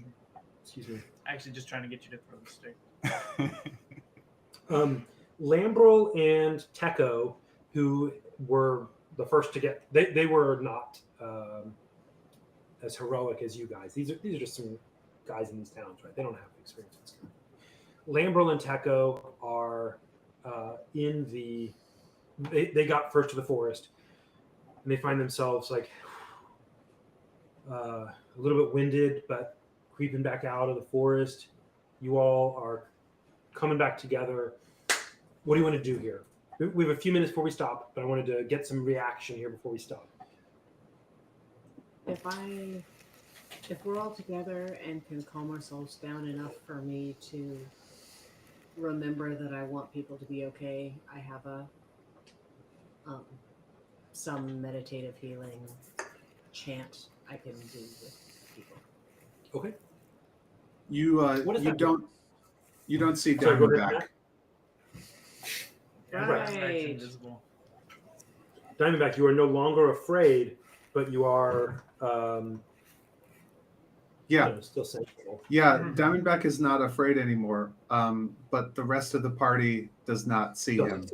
If you're looking for him, I have there's a check you can do to try and find him, I guess, that the dungeon master can adjudicate. Okay, let's hear what Nena wants to do here. I don't think it would occur to me to do the healing anything until we were all together. I would probably holler for Diamondback. It takes about 5 minutes for nobody's like sprinting. Oh, right, it's not that kind of attitude here, not that kind of mood. But everybody kind of trudges their way up this hill, back up to where your camp stuff is. Tell me, Toll, the Wall of Thorns, do you dissipate it? Yeah, I'll dissipate it. Okay. And I think, he's definitely going to look different. Like, I feel like people would notice him aging 10 years. So let me describe how that's going to happen. Toll, right now, most of you look flushed and drained, just from the kind of energy of that. Toll, and you're a half orc, right? Yes. Okay.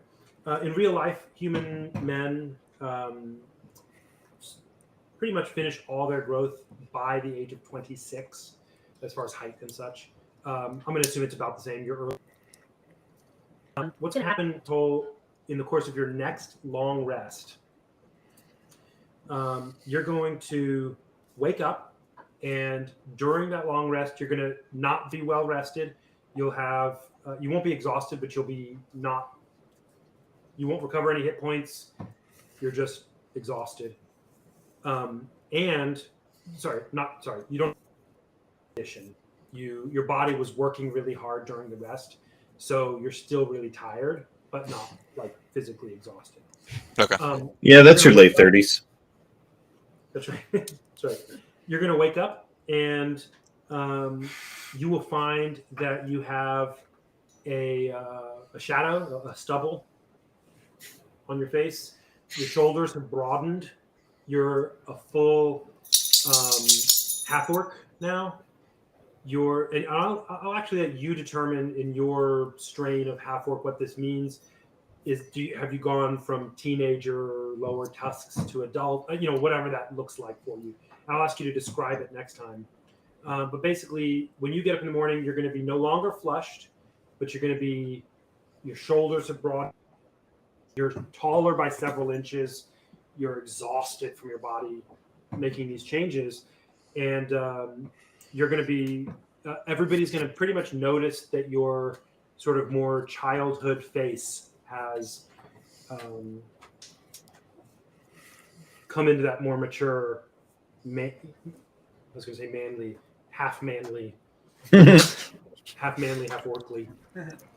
So if you want to get that ready for next time, I'll let you explain what everybody else sees, what the difference they see in you is when they wake up. When you Your wake up. increased porkliness. And also, by the way, you know what I'm going to do here, actually? Maybe some whitening of hair. Like Dwight and I are in our 30s. He's only 30. I don't think his hair will have gone white. 32. What does that say? I'm I sorry. thought it was late 30s. Let me look. I'm sorry. I just put my glasses on. Yeah, right now Toll is between Yes. 30 and 32 because he was Ah. between I had 20 and gray hair 22 when I was before.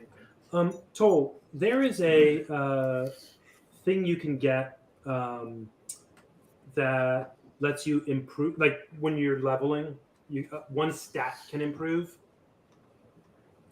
And I'm gonna let you pick strength or con. You can bump by 1. You don't have to pick right now. Okay.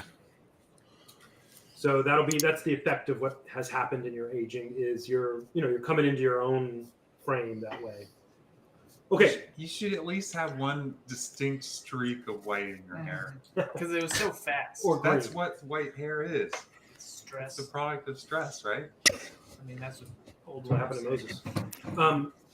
So let's all get to. Sorry, Do you have any XP from this? You will get some XP in a Just minute. making sure. Talid, not Tal. Toll.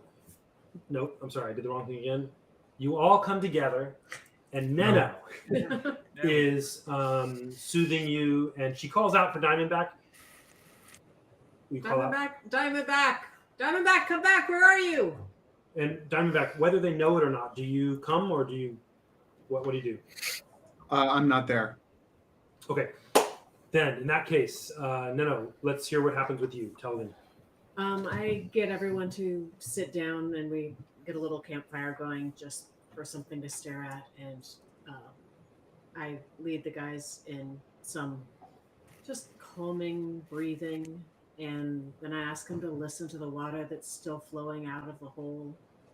And then when they're all sort of spaced off, sort of like the adrenaline is leaving their body, I start a sing-song kind of chant that I do several times, but it goes something like this.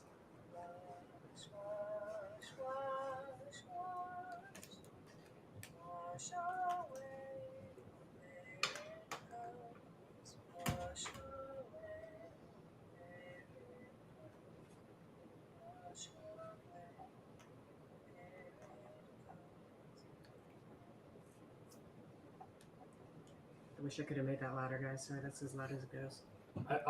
Can I send the audio file, or you could on the Starfall thing? That was good. Thank you. That's cool. And I know it Thank you. kind of added to the atmosphere. It was all low and somber. Mm-hmm. That's right.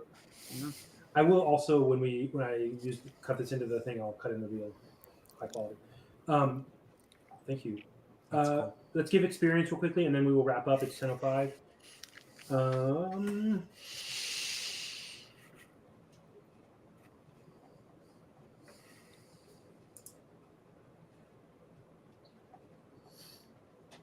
That was a level 8 creature, by the way. Nice. You mean CR8? Yeah, I'm sorry. CR8. Yeah, not level 8. Let's see. We just had Neno, Splint, Belvari, Diamondback. Oh, I'm sorry. Talid. Neno, Talid, Yoshi, Belvari, Diamondback, Inkatink, and Toll. And 2 NPCs. No. Does the vine get EXP? No. No. In this case, I'm going to say no. I don't know if they normally do that. Don't forget Woody, the sentient bullfrog, our new neighbor. XP are for players that have player sheets. I want the Monsters. vine to be a grizzled veteran with like a 5 o'clock shadow and You can Monsters turn have it into stat a vacant blocks shrub and when can't it have levels up. XP. If it had only failed its terrified check. better. I was interested to see how that played out. I figured it would just die because even I don't feel like vines live 10 years. So I mean, there's vines that Grapes do. All right. Here we go.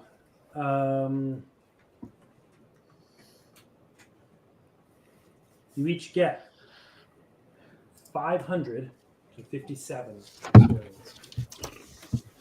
Nice. Don't worry, I leveled up. Find 10 more of those real quick. One at a time. Over the next 10 days. 557. 557. And So close.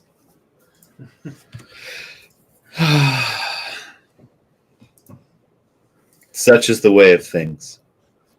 yeah. Jacob, I'm looking at our campaign here, and I've got Splint on here, and I want to move him out. Mhm. I need to. Do you have the link for? What do you call it? Probably. Do you have the link to join the party? I might. I'll check my. It's on your dashboard for the campaign. But and by the way, everybody, I bought Eberron, the Lost War Rising or Rising of the something. But I bought the Eberron source book, so it's got more stuff in there for Artificer and some more spells and stuff like that. Okay, thanks. Cool.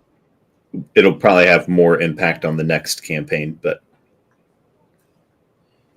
All right. Well, in that case, and just to give you all a sense of this, I just want to tell you where we are on it. I talked to Josh a little bit, and you're going to be DMing the next one, right? that's right. And so we talked a little bit about time frames. We're going to go a few more months on this one, so that Josh will have time to get his prep done. And we've got some good story arc left to do to finish out what's happening here. Hopefully finish out, or maybe just done. Okay, so that was great. I tell you what, Toll, I was not hoping in the bad way. I was hoping in the good way that you'd age like 30, 40 years. Yeah, that would be really like he would basically be a different character at that point, I think. Yeah. Well, Well, just done that. I- DM, I could have. What could have happened there is all of you were suddenly Right. 30 years Way older. Although that probably would have killed Chekhov. You threw him away, threw him further Yeah. away. Okay, let me do my quick extro here. Outro, I mean, is what they call it. In the biz. That's right. Is what the biz calls business. That's what I call the biz. Business is booming.